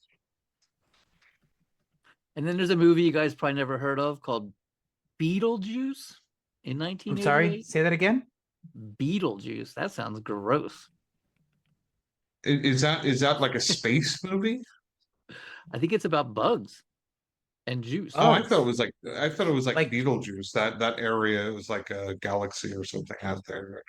Oh, right, Is the it- star. Yeah. Wasn't Is that it my wasn't that my turn? I don't know. Is it juice made from beetles Yes. or the juice that beetles secrete? Or the juice that beetles drink. Maybe. Juice made for beetles. You like it, Krista? Do I like Beetlejuice? Yeah. Like the original Beetlejuice? Yeah. Yeah. Does anybody not like the original? My wife Beetlejuice? hates it. Really? Really? Yes. That's shocking to me. I know. What the fuck is wrong with her? It's not my favorite movie in the world. It's fine. I mean, it's Beetlejuice. It's fun. Beetlejuice, Okay. man. You know what I mean? They played it in the local movie theater. I was like, yeah, I can go see it in the theater. I went and saw it in the theater again. You know, it's a great film. No, I'm a big fan. I also am a big fan of Beetlejuice on Broadway, and I've seen it multiple times. Have you? That the is music awesome. the music is Yeah. awesome. My Yeah, I son loves that took and has played my- me all the music. Yeah. I love it. I took my daughter, so I saw it when I was pregnant, and then it was like a little full circle moment for me because my daughter is like into spooky shit and loves Beetlejuice and loves the Broadway musical, like music, and I took her in May of this year. We missed it in Broadway, but I took her down to Miami where my sister lives, and we saw it like the Broadway show was touring, and we saw it, and she loved it, and it was so much fun. And yeah, the music's awesome. But yeah, What did you guys think of the sequel? it was fine. It like parts of it I really liked, and parts of it I felt like were kind of rushed or not. There didn't seem to be the same amount of care with like every aspect of the movie, but I liked it better enjoyed than the it original. overall. I thought Yeah. it was a lot of fun. There were It's Yeah, I some mean, I more wanted stories to- gory, dark, scary. Yeah, It's no, I exactly what liked- it Yeah, it's exactly what a sequel should have been for Beetlejuice, I thought.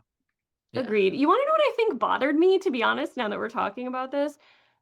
I think because I love Beetlejuice the musical, and like in the first one, so like, man, this is actually going to make me sound like a super fan, and I guess I'm not really like a super fan, but we also had this like really weird impromptu scene at my wedding. So I got married at the Stanley Hotel, which was Stephen King's inspiration for The Shining. Which ties into what we talked about earlier. And I got married on Halloween, and we had a very small wedding. There was just 13 people, immediate family. And I forget like how this actually happened, but I think like our bartender ended up telling me that he was like a former bar singer of show tunes. So we ended up having this like wild wedding reception of like show tunes and people singing, and like I might have done a rendition of Bette Midler. Wait, Bette Midler, right? Hocus Pocus. I'm Yeah. really tired and starting to get like punch drunk right now. But anyway, we ended up also recreating at our wedding the dinner scene in Beetlejuice. Like, Oh, wow. like recreated the whole thing. We got married again in Colorado, so there might have been some people that were stoned. You know, I'm just saying. Chris, I think I speak for all of the audience. We'd like to hear you sing some of those tunes. I mean, both of these videos, me singing I Put a Spell on You and the recreation of the Beetlejuice dinner, are on my Facebook. So you could find them. We could put them in the show notes if you want to get crazy. But anyway, really long story short, I think I was a little disappointed in the musical scenes of the second movie, of the sequel. That's fair. I Thought didn't they were like awesome, dude. The Ah, Cake in the yeah. Rain. What is that song? You know that song? MacArthur Park. You left the cake in the rain. Yeah, it's MacArthur Park. Oh my by god, that Donna song is Summer. amazing, dude. I don't know. I wasn't feeling it. But anyhow, moving on. What are we on? Scrooged, 1988, Richard Donner. I have not seen that in like a billion years. I don't Oh, know. we watch it every Christmas. I love Carol Kane in this film when she's beating the shit out of Bill Murray. Yeah, she's awesome. The toaster to the face makes me laugh every single time, like howling. Yeah, and what's his name from the New York Dolls as the taxi driver? He's so Buster good. Poindexter, yeah. I don't remember his real name. I know Johansson, David Johansson. David Johansson, yep. Yeah, I'm a huge New York Dolls fan. And you know they have Miles Davis like playing the saxophone on the street for spare change and shit. Yeah. It was an awesome movie, man. I love Scrooge. Watch it every Christmas. Yep. Waxwork in 1988 is a culty and beloved movie. We covered this one in all 3 episodes. This is a threefer because it's got preppy ghosts for today's episode, werewolves, and vampires. Ooh. Could include it in probably the next number of years because it could be aliens and vampires, and this and that. There's just so many different short stories in it. The Mummy, right? Love it. Now we're going on to, as we had previously discussed, the best of the series. This is 1998's Poltergeist 3. 1980. That must be 1988. 1988. I wrote that bad. Yeah, and yep. 1988's Poltergeist 3, the best in the series. Absolutely, the greatest film ever made. I think we covered that. Outside in. Sorry. Do you know Richard Giger did some of the drawings for the end of it? Right? Did he? He was supposed to do like 3? Yep. Like when they go into What? like the other side, that's Giger's work. No, I had no idea. Wow. I love He was him. supposed to- Love him. Yeah, he was supposed to do like I think like another alien. Or was this? He was supposed to be doing something else, but they got him for Poltergeist 3. That's how they got him Wow. for Alien, because he was supposed to be doing Dune. All that Right. shit was drawn for Dune. Yeah. Yeah. Well, back on Hey to guys, 1980. I will be back in 1 second, so just continue with me. Sure. Just real So, quick. venturing into 1989, we're going to talk now about Ghostbusters 2 by Ivan Reitman. Still, it is a fantastic sequel to the original. They kept the heart, they kept the special effects, and they ratcheted up the tension, right? Because the threat's much bigger now. And just a baby. Yep. And there's a baby. And Vigo, oh my God, what is his name? The guy that plays the art dealer, Peter, what's his name? Comedic genius in this film. Like, he was fantastic. Amityville 4, The Evil Escapes in 1989 with Patty Duke. So bad it skipped theaters and went straight to television. I loved it. I'm not going to lie. I love Patty Duke. I will watch anything she's in. Really? That's Yes. interesting. I don't know if I've even seen Amityville 4. I don't want to sidetrack us, but we did miss one movie that deserves an honorable mention from the 80s. Yeah. That is Don't Go to Sleep. The scariest made-for-TV film ever about ghosts. It is it about a British revenge. movie? It is not. Okay. It's starring Valerie Harper. Her daughter is killed in a car accident and comes back to seek revenge on her brother and sister who caused her to die in the car accident. Oh, Don't Go to Sleep. There you go. It is only available on YouTube for free. And they did, after the original airing, change the ending. Because they thought it was too scary in the original. Well, I don't want to spoil it, but they thought the original ending was too scary, so they changed it. You will never look at a pizza cutter the same again. Ooh. And the unexpected. Oh, sorry. Go ahead, Matt. Go. You can I was do just it, trying Tim. to. That's all right. No. The unexpected highest grossing film of 1990 and the third highest grossing film of all time. Ghost with Patrick Swayze and Demi Moore. Oh, my love, my darling. I fucking Look, love that movie. Come on. Every that woman movie's and gay so man good. loves that movie, so I get it. I love that movie. I'm gonna stop myself from quoting like so many. Tony Goldwyn plays probably one of the best villains in a movie because Super he's good so and scary. subversive. Yeah. And when he lets loose, man, he lets loose. So good, so good. Matt, you got feelings about Ghost? Pottery I'm making not gay or a scene? woman. So Doesn't mean you what? can't love it. Jesus Christ, I don't fucking know. What do you think of Ghost, Mark? With Patrick What now? Swayze. Ghost with Patrick Swayze. Oh, it's terrifying. Are you It's feeling maybe the most terrifying movie ever created. I will say when they're dragged to hell, yes, that is pretty terrifying with those dark creatures coming out of the ground and dragging them away. That was pretty. That yeah, was the screechy, they're like screechy The noises. shadow that they people, make. like bad meth Yeah. experience. for You in its danger, time, girl. You in right? danger, Exactly. girl. Right? So good. So Yeah, that whole pottery scene was terrifying. good. Jesus Christ. Moving on. What's Or next? erotic, depending on your point of view. Anyway, Matt, you want to Me? go since I stole your Matt? Go thunder? ahead, Matt. The Candyman, absolute classic, loosely based on Clive Barker's short story, 1992. It's definitely a ghost movie, right? Virginia Madsen was perfection in this film. Oh yeah, and he just died too. The actor, what's his He name? did. Yeah, Tony Todd. Tony Todd, rest in peace. Yes. He really put those Absolutely. bees all on him, man. He had like a mouthful did. of bees in real life and shit. Yeah. Pretty Did you hear dedication about to his the craft. contract? No. So they were supposed to like pull the stingers out of the bees or whatever, and he was like with his agent, like, okay, so if I get stung, for every time I get stung, I get like 10 grand. So he made some money out of that because he got a couple of stings. Nice. Plus, the score in that movie is awesome. What do you Yeah, guys think of the remake? I have not seen it, so I don't have an opinion yet. I should see it, but I haven't seen it. God, what did I think about it? I can't remember. I think I was like mildly entertained and vaguely disappointed. I think I had a little bit higher expectation for it, but it was like fine. It was watchable.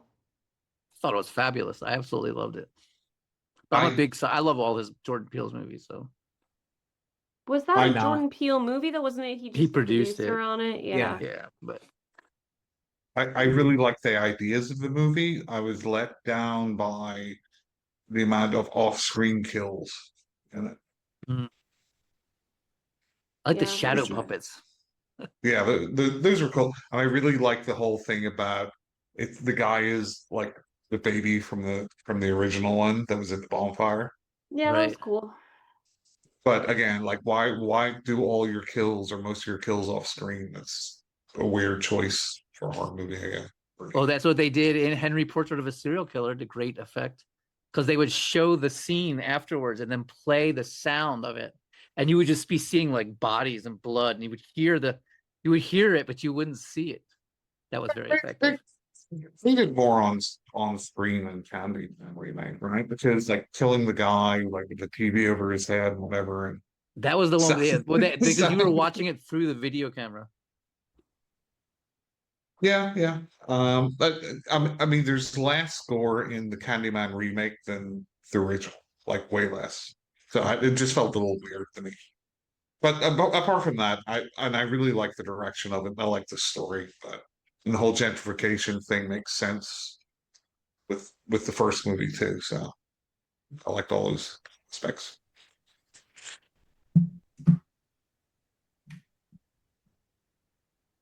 Who's Who that? wants to go next? Mark, you just got back. I guess I'll go since I skipped that for a minute. Okay, here is one of Peter Jackson's least talked about movies, I think.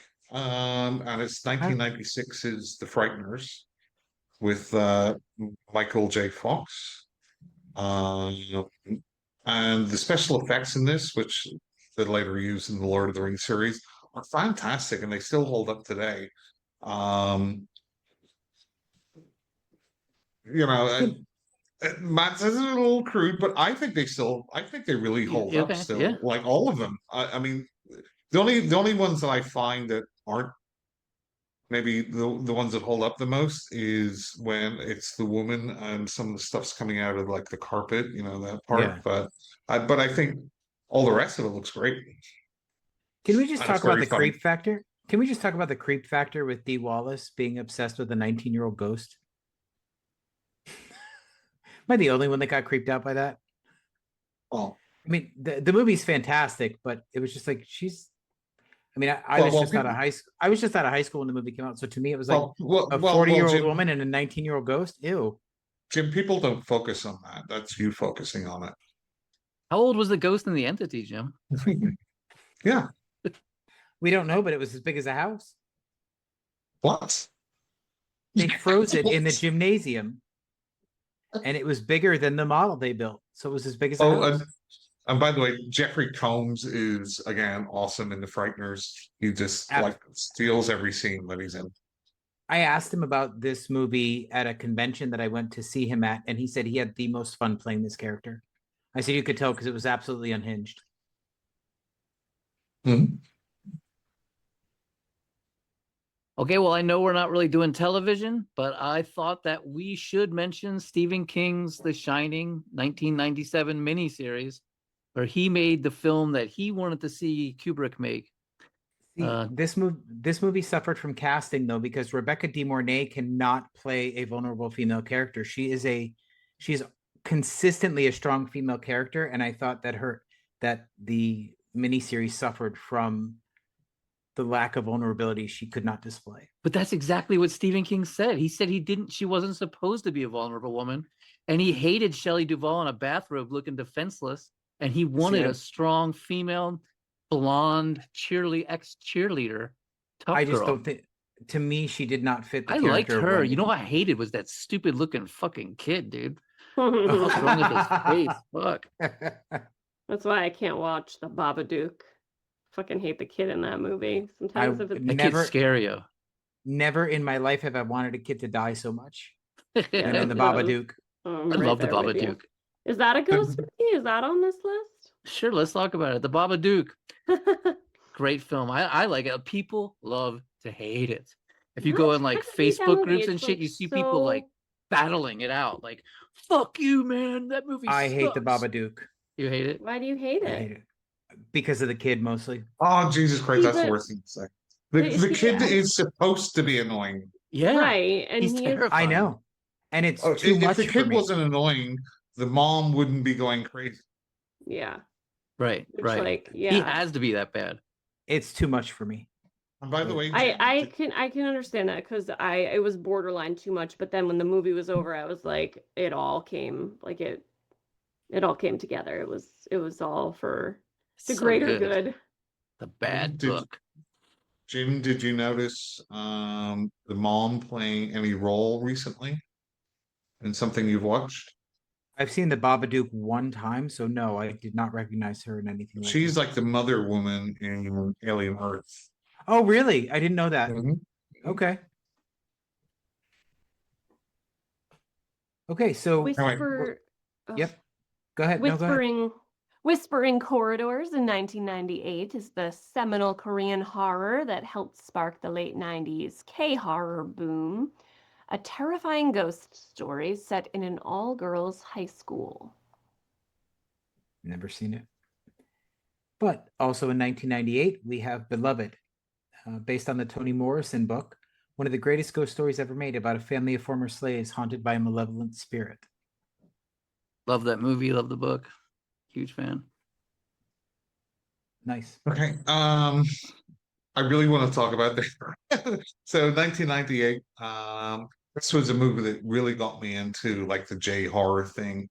And it's Ringo. An absolute classic that would inspire remakes and sequels and make the horror icons Sadako. So I've got an open question for all of you. And Jim, you probably know this because I brought this up. Do you know much about the lore of like the Ringu books? Oh. Anyone? No. Mm-mm. I'm abstaining because I've heard this speech before. Mhm. So there's a YouTube channel called CZ's World, and they do like this horror history timeline stuff. And there's like an hour and a half video about all of the Ringu movies, the remakes, the like Korean ones, and the books. And it is mind blowing. It's absolutely mind blowing. You think like Ringu is just about some ghost that's coming back for vengeance. The books are like sci-fi, crazy, alternate world, wild sort of stuff. So it blew my mind. So check it out if you like Ringu. Check out that video. It's crazy. Funny story about this film is I watched it and I had trouble following it because it felt like the storyline was a bit disconnected for me. And it's probably because at that time I was really having trouble connecting with foreign films. But then I saw The Ring, the 99, it was remade. And it's on here. I went, think it's 91. We'll get to it in a minute. Yeah, but either way, I saw The Ring and then went back and watched Ringu and understood it better, and I loved them both. The Ring remake is terrible. I disagree. I like the Ring remake. I think Yeah, me it's the too. one of the best J horror remakes. Most of them I hate. I think it's like the only one I like. I thought No, The Grudge was better. Ooh, Yeah, I like the that better Grudge than remake, I did not Yeah. like that. but the Ring remake just ignores a whole bunch of lore, right? Yeah, It I love doesn't- Naomi Watts though. I just like Naomi Watts. I love Naomi Watts, but let me just say this: the thing for me that The Ring did right is I don't need all the lore, because in that first film it was all about the horror of what's coming at you from the TV. Yeah, it confused Jim. No, the didn't understand what Ringu was confused happening. me. Ringu confused me. That's what I mean. The Ring did not. Yes, Right. Well, it's not difficult to confuse it. that's true. That's true. Nang Nak is a 1999 Thai movie based on the Thai legend of Lady Nak of Phra Kanang. The Thai have their very unique ghost stories, very important to the cinema of ghosts. Yet another adaptation of Turn of the Screw. This one set in Spain in 1999's Presence of Mind. And then also in 1999, we have The Sixth Sense with Bruce Willis, directed by M. Night Shyamalan Ding Dong. Spoiler, the guy's a ghost all along. You fucking what? ruined it. Oh, gee, I was just about to watch that for the first time. No one knows you're, that. No, nobody knows that. It's not everywhere. I will Okay, say that this is the one M. Night Shyamalan movie where the twist really works, because he did a great job at disguising the clues, in my opinion. But I loved The Sixth Sense. I remember watching it for the first time, and it was when Bruce Willis was talking to his wife in a restaurant. I'm like, hang on, this is weird because she's not looking at him or talking to him at all. Then I'm like, okay, maybe something's up here. Fair.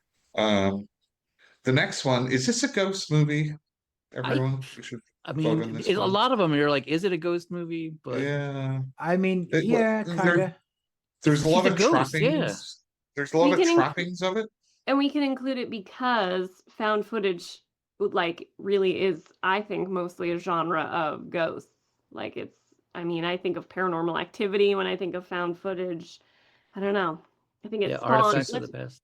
it By the spawned way, a this is lot more ghost 1999 films. The Blair Witch Project Yeah, because I didn't sorry. mention it. A marketing juggernaut. The person that marketed this film did everything exactly right. It was perfection. The movie, not so much. The ending's good. It's scary. Yeah. You're all waiting for that last money shot where he's just sitting in the Yeah. corner and it just pays for itself. Right. I met Eduardo Sanchez, one of the directors, and was talking about Cannibal Holocaust, Right. and he was like, "Yeah, if I knew about Cannibal Holocaust before I made it, I wouldn't have made it." Really? So I'm like, "Yeah," because he said he thought he would have been copying it. There's been other found footage films though, even before Yeah. that. I mean, It's not before cinema Cannibal Holocaust, but verite, since right? then. Yeah, but I guess like that was his idea about the whole. Right. He was a young guy, him and the other guy, so it was probably like, oh, we've come up with this idea, and maybe nobody else has done it before. They did So a good it's job. great because it's great that Cannibal Holocaust exists and the Blair Witch Project exists. Love them both. Sure. They don't And really have then- much in common No. besides Apart being from the found found, footage. yeah, apart from the found footage part. Yeah. Who's going next? I think it's you, Matt. Stir of Echoes in 1999, based on the Richard Matheson novel starring Kevin Bacon. Good stuff. This is a good movie, but is. in the same year, The Sixth Sense and The Blair Witch Project came out, so it got lost in the Ghost Shuffle. I always recommend this movie because it is a fantastic story.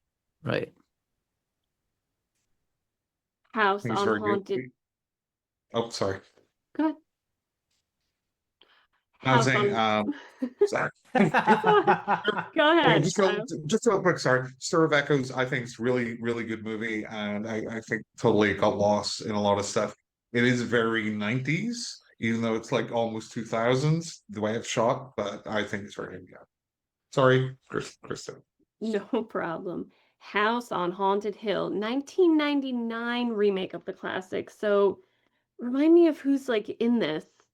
Chris Kattan, Famke Janssen, Yes, thank you, family. Jeffrey, Rush. Yep, okay. I like this Jeffrey movie. Combs. I actually like it. I watched it a bunch with my sister growing up. Like, we were fans. It was entertaining, but I don't think it was a good movie. I think this was the best of because they remade all those William Castle ones, right? Mhm. 13 Ghosts and all this one. I think it's the best of them. I think it's really brutal in places. I love the cast. The only thing that lets it down is that they didn't end it right, and there was really, really, really bad CGI at the very end. I agree. I Apart from remember that, that, the rest is actually, great. yeah. So 2000 brought us one of my favorite movies in the Blair Witch saga, which is Book of Shadows, which is not found footage. It also has one of the best soundtracks. I liked it. Yeah, I thought it was a I good did. movie. I thought it was I thought it was a good successor because I feel like found footage really went crazy after Blair Witch. And I like the fact that they changed it up for this one. It was a bold move. It was. On the fan. Didn't for me. What Lies Is it- Beneath in 2000 with Harrison Ford and Michelle Pfeiffer is a sexy 70s throwback ghost story. I always love Michelle Pfeiffer. I'm a big fan. So Oh God, Fun one. me too. But I have to say, when she is crawling on top of Harrison Ford to seduce him, and she says, "Careful, or she'll find out," and he goes, "Who will find out?" And she comes at him fast and says, "Your wife." Terrifying. yeah, that's a good scene. Is it me? Yes. Yeah. Um, okay, in 2001, Nicole Kidman starred in The Others, a classic, and we're just giving spoilers away here for everything. They're all ghosts. Oh, Funny segue. This is the movie that I was talking to Barbara Hershey about when she stopped coming into the dry cleaners. it's a good movie. It is. It is a great movie. Also a great movie is The Devil's Backbone in 2001. Amazing ghost story by one of my all-time favorite directors, writers, producers, like so many things, Guillermo del Toro, set in an abandoned orphanage in the Spanish Civil War. Beautiful Really film. good. Yeah. Absolutely beautiful film. The Japanese horror film Dark Water was released in 2002, based on the short story by Koji Suzuki. I fucking love this movie. It is creepy as hell, but it also has a very a story that really tugs at your heartstrings. Session 9 in 2001 is set in an abandoned lunatic asylum and has become a bit of a cult classic. Shows the beginning of horror movies now being shot onto video. It's kind of got that lost footage vibe thing, mockumentary. I enjoyed this one, and Mark hates it. I don't hate it. It's It's cheap. just- It feels cheap. It does. No, it's just one of those movies that you hear like a lot of horror fans say this is like one of those classic movies that nobody talks about, and everyone's like it's classic. I think it's a fine movie, but I don't see it elevated to being like some sort of like hidden gem classic. I do hear Just me. people talking about it all the time as this, Yeah. like, yeah, it's weird. It's kind of weird for sure. 13, is it me? 13? 13 Ghosts remake, another movie I watched with my sister constantly, so I'm a fan. It probably has, I feel like 13 Ghosts and the 1999 House on Haunted Hill are like the same for me in terms of like they're pretty good. They're kind of goofy in places. You could laugh. But they're like overall fun and entertaining. I think I just have a lot of nostalgia for them too. I They're think they're like worthy of the Roger Corman thing. You know what I mean? They just fit with that kind of vibe, but a more modern mean, version. For crying out They're loud, like- you have Matthew Lillard and Tony Shalhoub in a horror movie. How could it not be entertaining? Right. They're like comfort food, Right. Yeah. Yes. right? They're like it's Warm a Sunday blanket. after. Yeah, it's a Sunday afternoon and it's raining outside and oh, 13 Ghosts is on. Oh, what's that? That's cool. You'll have a good time. And Uh, another television one that I just had to throw in there, Stephen King's Red Rose in 2002. Rose Rose Red. Red. Yeah, Rose Red. Rose Red, sorry. Rose Red in 2002. So I loved it when it originally aired, but I rewatched it recently and can see where it might be a bit problematic. I don't remember it. I watched it, but I'm like not remembering it.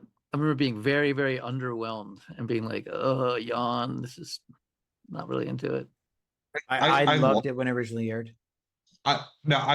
So I liked it, but it's very much you could see what other movies he was stealing from. Yes. And that's fine. I mean, nothing's original. Stealing, homage, whatever you want to say. So the story it- of that movie is Steven Spielberg came to him and said, I want to make one of your books into a movie. I want to make one. I want to work with you. I want to make a movie with you. Write me the scariest thing possible. And he wrote that screenplay and he gave it to him. And Steven Spielberg was like, hard pass. Yeah. Steven Spielberg's like, I wrote Poltergeist. And, Right? but I think it's fine. I think that like the one thing that stands out is there's a section where everything's upside down, right? So they're like walking on the ceiling, but they're Yes. the ceiling's on the ground. Yep. Okay, It's like that so take ride. that It's like for what the it is. Haunted Mansion in Disney World, man, is really what it's like. Yeah. Yeah. Mark, Is it me? I guess. Okay. Maybe. Okay, so we talked about this cinematic abortion, 2001's The Ring, with the very talented Naomi Watts, but just a very bland movie that's just, But it's not even derivative because derivative would have meant that, that they actually put some thought into the lore and where they came from and all this sort of stuff rather than just Well, whether you depositing love it or this hate it, child. it was super important because it brought the idea of J horror to the American audience in a huge way. I was just going to so- make that same point. I was just going to Fuck make the that same American point, Matt. audience. I don't care about them. I care about me. I would 100% No, but- agree with you, Matt. It did. It kicked off the J horror American remake period of time. Abominations. Hmm. Now they did make a lot of really bad J horror remakes though. They did. Pulse in 2000. Pulse is a 2001 Japanese techno horror ghost story written and directed by Kiyoshi Kurosawa. No relation to Akira Kurosawa, by the way. Good movie. Ju-on the Grudge was released in 2002, firmly embedding J-horror into the world psyche. One of my absolute favorites. I It is adore that fantastic. movie. I could watch it over and over and over again. That lady with the slit mouth was fucking terrifying.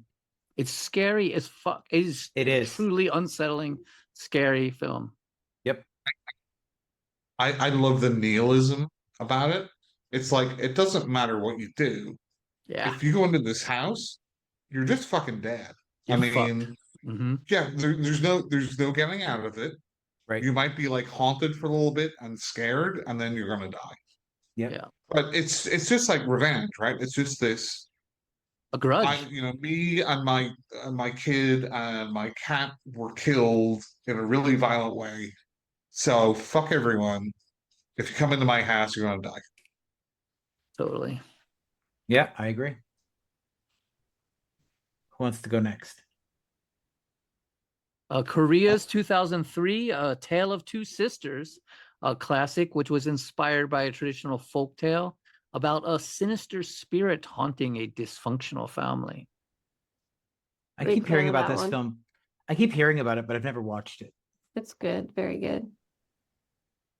Falls into the Session 9 one for me. I just never got into it. I watched it twice because people kept on talking about it, and I never clicked with me. Anyway, so You don't have to. I see how you wrote this, tell and I'm not reading tell yourself. Do we how you want to do it? it. So, the much remake than The Ring is the 2004 The Grudge, Yep. which is much closer to the original. It's actually set in Japan, and it makes way more sense. Way better. You missed the end there. You missed the end there, Mark. Oh, yeah, the unnecessary that remake of Dark Water with Jennifer Connelly was dull. That was terrible. It's one of the only two Jennifer Connelly movies I don't like because I love that woman as an actress. Me too. Oh yeah, so into her. There's also the Amityville Horror 2005 remake. We kind of touched on this. Unless you're looking for Ryan Reynolds abs, it's completely forgettable. Skeleton Key was a cool haunted house movie from 2005 starring Kate Hudson. But was it So- Haunted House or was it Possession? I don't know. I can't even remember it. I I was just gonna I say know. it's so weird because I definitely watched that movie like a bunch, and I have no. I just So- remember like her being in an attic and like. So some- And have the spoiler key. alert. Spoiler alert, she's taking care of an elderly man and he is bedridden and cannot communicate. And it turns out that him and his wife have been body hopping since the Okay. Civil Right. War. And she is going to take, Yes, the yes, wife yes, is going to yes. take his body. Yes. Okay, thank you. Yeah. Yeah. And then we have the animated classic Monster House in 2006, which I've never seen. They scared the fuck out of my little kids so bad. And I was like, when he was like really little and he would want to watch all these animated movies, and we put this on and he couldn't finish it. And then and I was like, anytime we wanted to watch like a cartoon, I'd be like, well, come on, let's finish this Monster House thing, dude. I'm into it. I want to see it. And he'd be like, no. And he would never let me put it on. Fair enough. My daughter watched this like somewhat recently, and I didn't realize it was from 2006. Yeah. Interesting. You go, Krista. Yet another version of Turn of the Screw with 2006's In a Dark Place, giving the tale a modern setting this time. And from Thailand, Alone in 2007 is a haunting masterpiece with a crazy plot twist. And this was so popular in Thailand that it's actually been remade 7 times since then. So in 2007, we have Paranormal Activity, which again can be credited with revitalizing the found footage film. The one thing Paranormal Activity did, because not a lot happens until the end of the film, is really setting atmosphere. It was absolutely brilliant with setting the atmosphere where you're just waiting and the dread just continues to build until the climax. I liked it. I thought it was great. Yeah. One of them is boring movie. It's like Skinamarink. It is Paranormal, Levels of paranormal. boring. Agreed. Paranormal, every single Paranormal Activity, I find so goddamn stupid. So what a waste of time. I actually didn't mind some of the sequels, but that first one. So Jim thinks, setting scenes and building suspense is the door slightly moving. Yeah. Yeah. That was Terrifying. scary. I mean, it Mark, could be. God. You're the one who was it- freaking out about the door and the fucking haunting. Right. Doors Right, are but those scary, are- Mark. Doors are was scary. There's that Stephen sound King quote from and Salem's it was Lot. You know bending that quote? in, and there was people reacting to it, and that was building to a crescendo, not just a. That was, dude, Stephen King says in Salem's Lot that the scariest thing in the world is a door that just cracked open. Yeah, but he was high in heroin when he wrote that. No, he was not. He was high on cocaine. Come on, man. That's right. Sorry, But, sorry. I mean, let's be honest. When he the- wrote the- Salem's Lot? Oh Yeah. God, he wrote all that shit. oh yeah. He said Cujo. Oh. All he remembers is a wastebasket full of bloody. I remember that, but I next didn't to- think Salem's Lot was. That the author of the 80s Wow. lives on coke. Yeah. I What was a his segue. dealer. I was giving What it to him. what an absolute segue into the 2007 Stephen King short story made into a movie of 1408 with John Cusack, which I think is an amazing movie, but you can only watch it once. I agree. Because then It's good.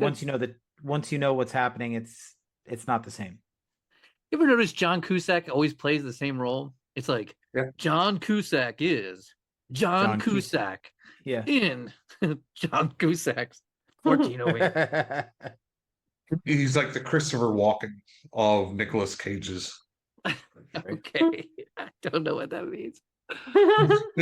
And then Of the Al in- Pacinos, of the Robert De Niro's. and Like speaking of the white later on in life. speaking of the white stuff, in 2007 we have Wind Chill starring Emily Blunt, where a girl is trapped in a car and questions reality. That was an excellent segue, Jim. Very good. Yeah. The Lovely Bones in 2009 by Peter Jackson, based on the book by the same name. So fucking boring. Right? And Christian. Ugh. Ugh. Matt? Insidious in 2010 by James Wan. And like I said, I have never somehow seen this. I don't know how this movie has gotten by me all these years, but never seen it. It I think is it's worth a fantastic. watch. Yeah, I thought it was great. Like- I think it's good. Yeah. So I mean, people love it, obviously. I don't know how I well, do. hang on. I had to watch the Ted Bundy 5-hour documentary again. Fair enough. This is one that I have not seen, so I don't know if any of you would recommend it. It's 2011's Twixt by Francis Ford Coppola. It's an over-the-top gothic fever dream, perfect for the spooky season. I recommend it, and it is seriously over the top. Like it's almost like a Disney ride or goofiness of gothic horror. You know what I mean? It's just almost to the point of silliness, but I absolutely loved it. It was just so atmospheric and just so goth and so horror, and I don't know. I loved it. Cool. I'll have to check it out. Never seen it. Krista, do you want to go? Yeah. To Grave Grave Encounters, 2011, Canadian found footage and faux documentary about a haunted psychiatric hospital. Good spooky stuff, I hear. I have not actually seen Grave Encounters. I have not seen it in a very long time. I absolutely love Grave Encounters. They do the whole ghost hunter thing, like parody thing to a T, but then it gets really kind of creepy as things actually start happening. And it's found footage. It's awesome. The sequel's on. Haven't seen the Sorry. sequel. Is it me? Yeah. Yeah. Okay. The Awakening from 2011 is a very elegant and gothic British film set in 1921 about a novelist named Florence Cathcart who works with the police exposing fake spiritualists, but she finds a very haunted boarding school. I have not seen this one. Have you seen this one, Krista? No. It looks right up your alley. I think you'd really like it. Wait. I did. Yes, I did. I like it. I have such trouble with titles. Like none of them, like The Awakening, that could be fucking anything. I know, right? Fair It's enough. It's gotta be like The Exorcism of Emily Rose. Like it has to be the thing and who it happens to, and then I can remember what the movie's about. Ty West brought us The Innkeepers in 2011, a great example of his quiet retro horror. I have tried 3 times to make it through this film and I just can't do it. Too quiet. It is too quiet. Boring. And The then only here we Ty go. West movie. The only Ty West movie I like is the Ty West movie that's not like a Ty West movie. The Sacrament. Mhm. The Mark? documentary about The Shining, the Oh. room 237. It's Yeah. not really I mean, I thought we should talk about it. It's so fucking wild, man. People think that Stanley Kubrick faked the moon landing and was telling everybody with The Shining. They think I've heard that. Well, all you know- kinds of crazy conspiracy theories about The Shining. Some of which I think are true. Some are definitely true. Are just very interesting. You know, like the scene where they take the little Volkswagen Bug and they get to the fucking office and they've got all this shit tons of luggage and you don't think about it, but you're like, they could never fit all that in their fucking car. You know what I mean? And then of course there's the room within the room within the room where he gets his interview done, and there's Yeah. a window there. Like it's a magic window. There would be no possible way there could be a window in the center of the building. And so many other awesome things about The Shining, which is such a great movie. It's fair. I mean, 2012's Yep. The Woman in. Sorry. Go ahead. Did Stanley No, go Kubrick ahead. fake the moon landing? That's what I've heard. Well, you know, Danny did have that Apollo sweater on. Yes. They interview the costume designer or whatever, and she's like, I bought that in a thrift store, man. No one told me to. Of course, that's what they'd say. Right. They're like, buy something that a little boy would wear. And she was like, oh, look, it's a rocket ship. Well, Perfect. Yeah. Yeah. Mm-hmm. Suspicious, huh? You're suspicious of that. Yeah. Me too. Yeah. Us in the know, no. Three-dimensional chess.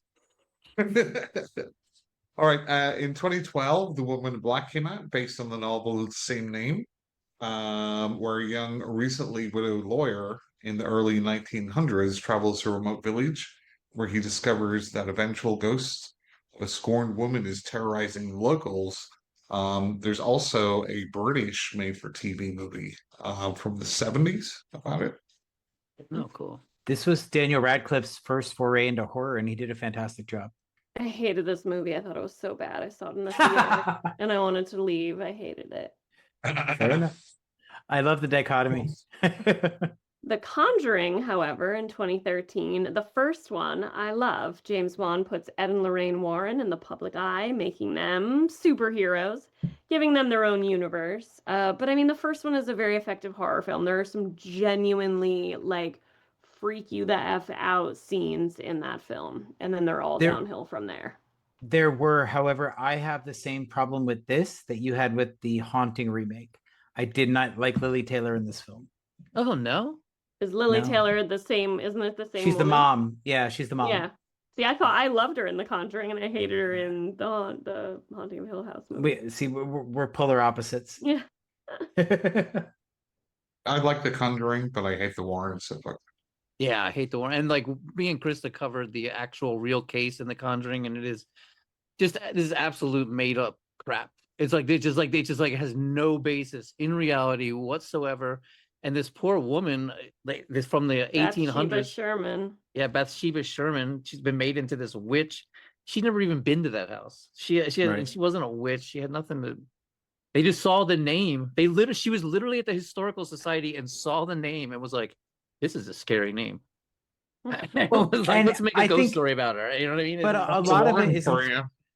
But a lot of it is inspired by, at least in my opinion, the Bell Witch. The Bell Witch. Yeah, the story of the Bell Witch. Into the tree. Yeah. Well, where she's haunting the man that lives in the house. Yeah. So at least I think, anyway. That's what I always took. Yeah, but it was like there was these people in Rhode Island who wrote the book as a true story. And Ed and Lorraine Warren out there. And when Ed and Lorraine Warren went out there, the dad got so pissed at them for causing all this craziness because they were like trying to have this seance and shit that the dad punched Ed in the face, knocked him on the ground and said, "Get the fuck out," and kicked him out of the house. And they never returned back to the house. For him. That's the real story. The fucking dad punched Ed in the face and kicked him out of that. Well, anyway, in 2013, we have the Guillermo del Toro produced Mama. Hated this movie. I liked it when, what is it, Octavia Butler Is that the actress's name? When she That's finally.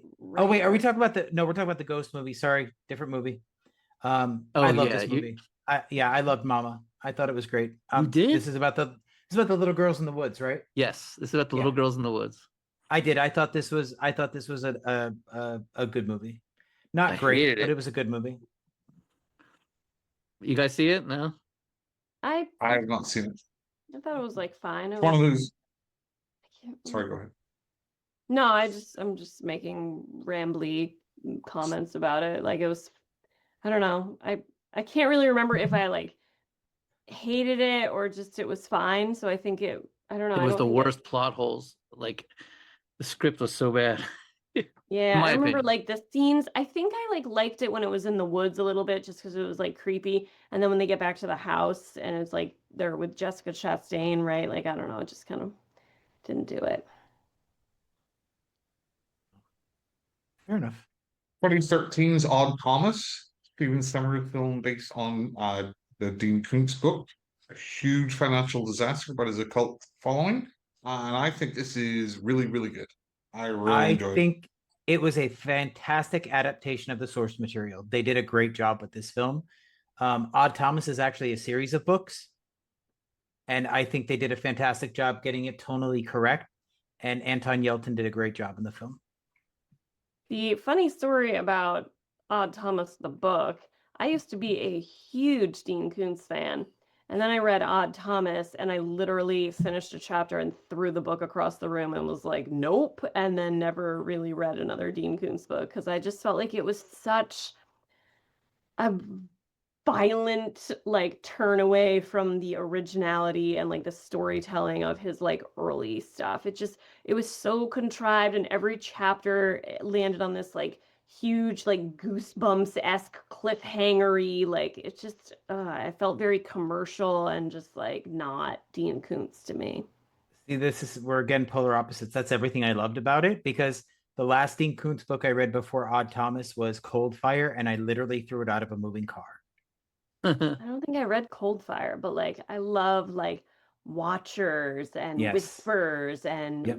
mid all I have like every mass market, like yellowed mass market early Dean Koontz paperback like in my basement, and I plan to like give them to my daughter when she was like 18, like this is part of your legacy. You will read all of these and we will discuss them. So yeah, anyway, I don't even think I watched the movie because I was like, F that book. Oh, and I should probably talk next, huh? Ouija in 2014. Now somebody's gonna have to. This is the movie that Mike Flanagan made the sequel to, or Yes. the prequel, right? And if I remember correctly, Ouija is terrible, and then Ouija Origin of Evil is like effing amazing. Correct. And I saw Ouija Origin of Evil, talked earlier about my marriage at the Stanley Hotel. Ouija Origin of Evil was playing in 2016, and I saw it as like the precursor to my like fun wedding week of being in Estes Park for a week, and I was like, this is the best ever, like this was the greatest movie, kick off to a great vacation. And I was like, I think I'm pretty sure that was my first oh my god, words are failing me, my introduction to Mike Flanagan in general. I'm pretty sure that was the first thing of his I saw.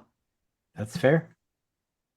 First thing I ever saw of him was Absentia, and that was fantastic. I didn't see that one till like much later. Yeah. Studio Matt? Ghibli's animated When Marnie Was Here in 2014. When Studio Ghibli puts out a ghost story, you got to mention it, right? Yep. I wouldn't know. I don't think I've ever seen anything Studio Ghibli. It's because you don't have kids. My children just Probably. are like obsessed with that shit. Probably. Hugely obsessed. It's good stuff. It's really good. Some of it's very powerful, very artistic, very it's not like American cartoons. It's way more serious and weird. Yeah. Jim? So, funny story. I invented a drinking game around this next movie. Really? Yes. We are talking about 2014's New Zealand horror comedy Housebound. So, if you'd like to get really drunk while watching this film, take a shot every time the lead actress switches between a wig and her natural hair. Oh my god. You will not stop last it. 15. You will not last Yes. 15 minutes. Fucking Christ. Jim, you and your wigs. I love this Now- movie though. I think Yeah, it's no, very the movie's fun. great. The movie is a lot of fun, but you will get wasted. Although Way it's before not the end of this film. although it's not a ghost movie. You don't know that till the end. Thanks for spoiling it.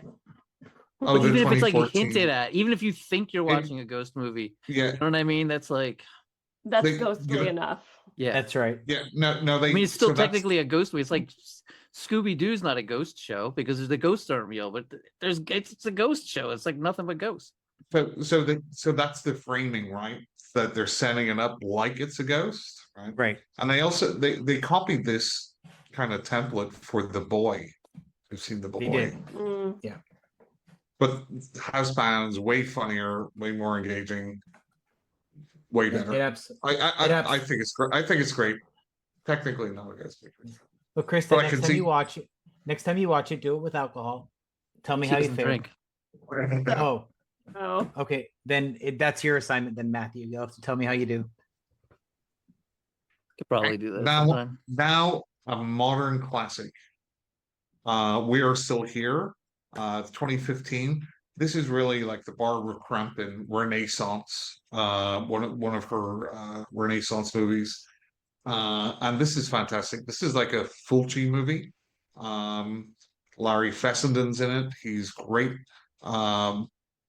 It's such a spooky movie, and the ending is just like super violent. It's fantastic. I don't think I've ever seen it. I've never seen it, but I have heard a lot of people say what Mark said. I've heard a lot of people say We're Still It's Here full- is a great film. Yeah, it's very Fulci. It's very like The Beyond, or it's got that sort of flavor to it. I feel like Christa is a fan of the next one. I don't know. Is this true or not? I fucking No? love it so You much. do love it. I Good, love good. it. was Are you gonna kidding say. me? I know, right? It seems so up your alley. 2015 Crimson Peak. I do feel okay, really random, but has anyone read Slade House? So I that's think like a sibling ghost story that's like really effing amazing and so good and has a lot more teeth to it. I do feel like there is a part of me that is like a little teeny bit disappointed in that when I read Slade House, I was like, oh, if this story had been done by Guillermo del Toro, like in this setting, with those actors, with those costumes, like it would have had so much more like teeth to it and just have been so like a little bit meaner and crueler and sharper and angrier and scarier. But with that being said, the more time that goes by, the more I just like Crimson Peak's like a weird comfort movie to me now. The house with like the interior of the mansion with the snow that like comes through the roof and the crimson clay coming through the floors and just like the over the top gothic. I mean, that is like what I try to accomplish with like every setting that I've done in like so many books and short stories, and the costumes and like what's the main girl's name again? I always forget her name. Mia, the actress. Well, yeah, God, I could not pronounce her name if I tried. Yeah, she was like Alice in the Tim Burton Yeah. Alice in Wonderland. But her, like, I fucking just want to like be her in that movie, just like being a writer and living in a cool fucking mansion, and there's ghosts, and I get to carry a candelabra around with my like high necked nightgown. Like it's fucking. I'll talk about it all day. Stylistically, it's beautiful. The story is boring as hell. Right. But again, it grows on me every time. I watch it every Fair like enough. year or two, and I'm just like, oh, fucking great. Oh, Mark, we love the next film. Go ahead, Mark. I think Matt is here. Oh, Matt, are you up? So in 2016, Japan's most famous cinematic ghosts came together for Sadako versus Kyoko. How the hell you say their names? I always Kiyako. think- Yeah, Kyoko. That's how I said it. I always say it. Kyoko. I don't know. It could be. Yeah, we Oh. don't. None of us know what's right, but that's what we say. But this is comedy genius. I laughed my ass off through 100% of this movie. It's on Shutter right now too. You can watch it. Like don't let Jim like it's not a comedy. It was to me. It's well, comedic in some ways, but it is like a There's serious there, film. in a way. there's I mean there's parts of it that are kind of silly and goofy and fun. Right. But Jim saying he laughed his ass off at it is not I a good did. recommendation for this movie. I think it is. But it It's like me feels like say- a J horror movie. You know what I mean? It does. oh, it totally is, and it takes itself seriously, even though there's goofy parts to it. Right. But it's like me I- saying, The Exorcist, I laughed my ass off at it. That is not Is on the that a same level, Beetlejuice Mark. You are quote? being a You Is are that a being a bit recommendation for The mellow- Exorcist? I laughed my ass off at it. Let Jesus You are being a- fuck you. Yeah. you are being melodramatic right now, Mark. Stop it. No, you're being hyperbolic, Jim. No. Get back to your GED study. Well, then in 2016, we also have The Conjuring 2, which some people believe started the declining quality of these films. Did you I like will it? say Crap. it was okay, but there is a mini series on I think it's AMC Plus called The Enfield Haunting that tells this story much better. Yeah. Yeah. Oh, it's a crazy haunting, man. Yeah. I've gotten into it. They were there for like 2 minutes in real Yeah. life. They like showed up Right. and they're like, "Why are you here? Go away." Right. But the Enfield Haunting is from I think he was like one of the cops involved is the point of view they tell it from. Oh, And cool. it's very emotional. Like you really feel things in that story. I didn't feel anything in this one. I didn't care about those people.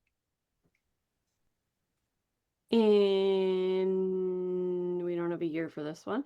The 2016. Ghostbusters. Okay. In 2016 as well, the Ghostbusters remake with Melissa McCarthy, Kate McKenna, and Leslie Jones. It was I loved it. I thought it was fabulous. Really, I thought it was okay. I thought it was fucking hilarious, man. I laughed my ass off. I don't know. My daughter loves it. I love watching it with my daughter. I feel like I'm sure this isn't going to fit Christa not liking it, but I think a lot of people didn't like it just because it was women, which I thought was Yeah. stupid. I loved it. That's I not the think I problem I had. thought it was gonna be even funnier. Like with those women in it, like I thought it was gonna be They're like talented. bridesmaid level humor, and it like Right. just didn't reach that for me. I mean, they're Yeah, a I talented mean- threesome. They are, and I have to say that what's his name, Thor, Yeah. playing the comedic He was relief awesome. he Yeah. was genius. He was great. But in it. there are some great parts to this film, but overall, I think it's just an adequate movie. I wasn't that impressed. The hauntingly elegant and weirdly erotic Parisian ghost thriller, Personal Shopper, in 2016 with Kristen Stewart. You guys see this? I have not seen this, and I've No. heard great things about it. Like I've heard. No, I have to get around to seeing it. It's I don't like fun. Kristen It's weird. Stewart, It's not so- fun. Oh, you don't like Kristen? If you don't like Kristen Stewart, you're not gonna like it. It's Why her not? making I- weird faces, and she's naked a lot, which is I mean, yeah, I- does, Oh, does Jim won't nothing. like that at all. I'm not gonna Does deny. nothing for me. But I will say her best haunted house movie was her first movie, The Messengers. Oh yeah, I didn't get Was that on. fan- there. That was fantastic. She did a great job in that film. I've not liked anything since that she's done. First time I saw her, she was playing Neil Cassidy's girlfriend in Jack Kerouac's On the Road, and she was like dancing, and I was like, wow, I like her. I don't know. Fair enough. Mark, The only thing I've seen her in is Underwater, and I thought she was fantastic in it. I hate you. I loved her as Joan Jett. I thought she was great. I didn't The see that. Runaways. Oh, it's a good film. I'm a big Runaways fan. Fair enough. Mark, Yes. do you want to go next? We got the Mike Flanagan movie. Yeah. Oh yeah, I kind of. already Okay, talked about and we touched on this People. one before. 2016's Orders of Evil. I have seen this. I remember liking it okay, but I don't remember much about it. So It take was a that for what very- you want. It was a very well done sequel to a much underwhelming I never saw original. the first, so A Ghost Story is a very arty, weird movie. For some reason, I could not escape this movie in like 2018. It was just like everywhere I fucking looked. You know this one? It's like a guy. He's got a sheet over him, and it's like Oh this- yes. Oh, Yeah. that's the one where Oh, he's that's- eating like a fucking that- pie for 10 minutes, right? That's or Casey something. Affleck, right? Yeah, it was so goddamn slow. right. I did not watch it. I like Little pretentious, little fast-forwarded pretentious. through, fast forwarded through like a lot of it. Well, then in 2018, Korea gave us Gonjam. Is that Gonjam? How do you pronounce that? Gonjam Haunted Asylum, however you say it. What begins as a publicity stunt quickly spirals into real horror when a group of thrill seekers live stream their visit to the infamous psychiatric hotel. Hospital? Hospital. You want me to try it again? No, it's fine. When a group of thrill seekers live stream. Gojim's really good. Classic, great film. I've not seen it, so and clearly I'm getting tired because I'm not reading either. Malevolent 2018. I actually just talked a whole bunch about this film on Where the hell? How did you get there? Pod- Where are we? We're on page 22 at the top. 17 for me. Oh yeah, Malevolent. I'm so sorry. I don't know what's wrong with me. We're all like this has been a long one. Yeah. We're like, oh, this won't be We're almost long there. this year. And we're like, Yeah. yeah, Malevolent. I talk a whole bunch about it on the Horror from the High Desert podcast with Scotty. Fuck, just cut that out. I forget how to pronounce his last name. Midler. I'll just say it both ways with Scotty Midler or Scotty Milder. I think it's Scotty Midler. This movie is cool. It's about like a team of fake ghost hunters, and then shit goes sideways. So I also took a little bit of inspiration from it, or at least like vibes and atmosphere for the new book. Fair enough. The Nun in 2018. I never seen it. Another one I somehow never saw. People say it's good. I don't know. I heard it was bad, and so I didn't watch it. The is first all one like- was Right. passable. It wasn't terrible. The second one was not good. This is all like they want to do this, like, universe of The Conjuring and Insidious and The Nun, and they're all supposed to be interconnected and stuff. Is the man. Insidious in there? Yes. I didn't know that. Is I that? have no idea, but the James Oh. one. They No, tried it's to do all Conjuring. It's these- the Well, it's The Conjuring. Conjuring, yeah. Yeah, Yeah. but not Insidious. I don't think. Yeah, it's funny though. No, The because Conjuring and it is have the Insidious. same actor who's No, in- the nun is from the Insidious franchise because she's Annabelle, one of the. That's the other one. Annabelle's all in this like Annabelle. weird. Well, Well, Annabelle's an actual Annabelle- story that the Warrens wrote. I mean, obviously, From everybody no, knows about the the doll. we're mixing Raggedy this up. We're mixing this up because the nun, if I'm not I thought the Nun was was the the Nun? Conjuring universe. The reason we're mixing it up is they all are kind of the same. Yeah, I They just are. googled And it. they all share like same actors across them and directors right. and writers. you're right. I'm And getting they it might confused. be exactly all connected, but they're all like seemingly in this biosphere of like Stupidity. movies. Velik, who is the demon that is the nun, is from a case from the Warrens. Yeah, so it's Conjuring. Yeah, blah blah blah. Okay, 2019. I will be probably railed upon here. I like Doctor Sleep maybe a little bit more than The Shining. Fucking hate this Wow. movie. Wow. My husband loves this Dr. Sleep movie. I mean, I love it. I think it's really great. I'm I just think it's such a big dog fan shit. of The Shining that as soon as they started playing that music, I was in. You know what I mean?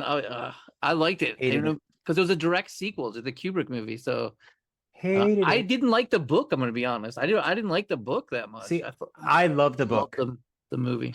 I think the book was great. The movie had a terrible choice for Rose the Hat. I don't think Rebecca Ferguson was the right choice for that part. Oh, I And liked the her. fact that they skipped so much of the development of the link between Aubrey and Danny was disgusting to me.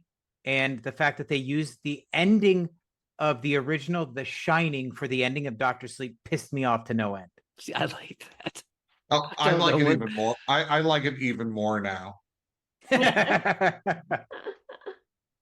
Oh, where are we? My turn or Yep. Matt's turn? Sure. The Turning, a 2020 version of Turn of the Screw that takes place in 1994. This is the one that has one of the little boys. Well, I guess they're not so Dreamy. little anymore, but from Wolf Finn- Finharder. Finn Finn something. Wolfharder. yeah, didn't see it. from I can't even remember the name Stranger of the Thi- show. It's Stranger been so long. Things. Thank you, Stranger Things. I heard this was a hot dumpster fire mess, and so I didn't even watch it. Yeah, I never watched That's it. what I've heard. But in 2021, we have a sequel to Ghostbusters with Ghostbusters Afterlife. I love this movie. I thought it was fun. It was a great way to follow up to the original 2 movies. I don't Pulled care at the what anybody says, heartstrings. it did. Now, this is like the slop that they do for, oh, hey, remember this, remember that. It is. This It is what is. we'll make Yes. our It movie is. about. But so was Doctor Not- Sleep. Doctor Sleep at the end. Even in the beginning with all the flashbacks and stuff, and you see No, but fucking, he's sitting on the park bench with his dad and shit. Like, I don't know, and the music and everything. Like if we're going Ghostbusters back to Afterlife is the same as Alien Romulus. it's nostalgia Just- porn. We get it. Just member nostalgia porn. berries nonsense. Or like the new Star Wars movies when they came out, Yeah. Mm-hmm.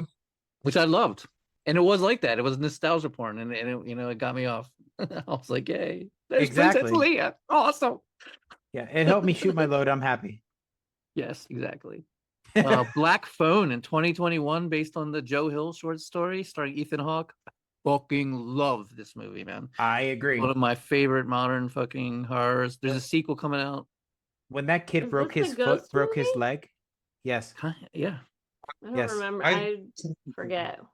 it's about That's the who he's ghost talking saving to the on the kid. phone. Yeah, That's who he's talking to on the it phone. was a Oh, previous right. other victim that was saving him. Right. Oh yeah. Duh. The whole point of it. I forgot. like this movie, but I have a weird criticism of it. It felt too much like a Stephen King movie. His son wrote it. His son I wrote it. know. What did you expect? I know. I know. Was I know. It's like do something a little bit different. Like I didn't like again. I liked it, but it's like I could see Stephen King, with the bullies. And this is one of the more kids and arty stuff. ones, though. Like Yeah. I'm more interested in the sequel with Ethan Hawke. Apparently, now he's dead and a ghost coming back. I think that's more interesting than we'll see. that sort. We'll We'll see. see. It might be terrible, but Krista? Oh, I think sorry. you're up. The Conjuring, The Devil Made Me Do It. I don't know why, but I saw this movie in the theater. I think I was like holding out hope that it might be good. Actually, if it came out in 2021, I might have just like happened to have a babysitter to watch my very young child, and the pandemic had just ended. So I probably just wanted to go to the theater to see anything. It sucked. Oh yeah, it's and we like- covered the real case on an episode, and of course, this movie had nothing to do with reality whatsoever. But there is an I didn't- excellent Netflix documentary about it. Mm. I didn't mind it. It was all right. If you like possession movies and exorcism movies, it's good. It's got all Yeah. the head spinning, the priest screaming, the fucking crosses, the get out of here, Satan, all that shit. So We're not talking about possession movies, but if you want to see a really great possession movie, The Right with Anthony Hopkins is phenomenal. I never did see that. Is it good? It's so good. Oh, good. I'll Because watch it. everything is subtle. It's not over the top. But anyway. 2022's Talk to Me by the New Zealand brothers Danny Filippo and Michael Filippo. I don't even know if I said that right, but I don't think this was anything groundbreaking, but what it did really, really well. So it was a very good movie. Agree. I felt thought the same way. first part of it, I can't remember, it's been a while. I can't remember if it was like the first half or the first like third or two, but like the first portion where it is kind of split, where before she kind of goes off and is losing it a bit. I thought the first part was fantastic, and then the second part just felt very like not, like you said, not groundbreaking for all the attention it was getting. Also, are these are the guys that just did Bring Her Back Yes. this year? Yeah. that's Yes. the So- sequel. Bringing it back to like possession. It's that not we a were just talking sequel. about. It's the same universe. Is it not? I haven't seen it. I heard it was a It's sequel. awesome. so- I liked it way I better. watched it last night. I loved it. It might be. It's Nice. like top 3 horror movies I saw this year. That's what I Absolutely. keep It's hearing so in No Gnarly, gnarly, dude. spoilers. No spoilers. It's fucking gnarly, dude. So It's- good. And it's that fucking final cool. scene, I almost cried in that final scene. That's how it was so And good. and they So were just good. like YouTube content creators, right? Oh, that that's decided right. that. Yeah, it's awesome, man. They're making it happen. Good job, Yeah. Danny and Michael. 2020. Oh, hang on. Where'd I go? I skipped here. The Nun the 2. Nun. The Nun 2. I don't care to talk about it. I've None never more. seen it. Don't Didn't wanna see the it. first Yeah, one. we- Didn't see the we sequel. Don't care about it. It was a hot fucking mess. Like they beat It's- the nun it's- by using a stained glass window. It was so stupid. It's none of your business. Now my daughter loves the Conjuring universe movies. She's seen them all, but I haven't even seen them all. And so when Conjuring Last Rites came out just recently, I took her to see it, and not even she liked it. It was so terrible and so boring and so convoluted, and had nothing to do with the real life story. And yeah, it was just awful. Man versus mirror. Fair enough. I Okay. heard. I just have I know we're like at a time my laptop's about to die.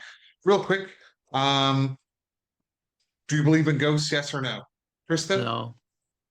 Unfortunately, Krista. not. Jim? Undecided. Oh, you're one of these fucking undecided voters. Shut the fuck up. Okay, Matt, no, you're a no, right? Everybody else said no but me, Mark. Okay. Wait, That's all I Mark, want to ask. Well, what you're about no you? too? Oh, I'm You a said no. no also. Oh, yeah. You do believe? Jim's take no. No, Not at all. non-believer. No. I mean, I'm open-minded. If someone, Right, we I'm like stay in willing to haunted be places. willing Yeah. to be proved wrong, but Willing It to would be proven wrong. cool, but so would like a gigantic rabbit living on the other side of the moon that we can't see.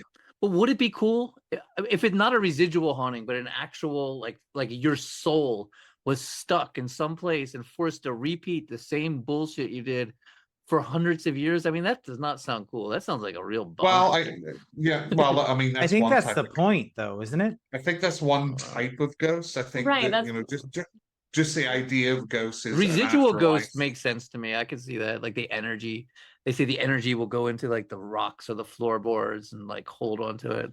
But I Like, don't know. I I don't know. my thought is like if ghosts were real, like we would have no idea what the rules of that would be like. Maybe you can like come pop back to Earth and hang out for a bit and then go back to like a better place. Like who knows?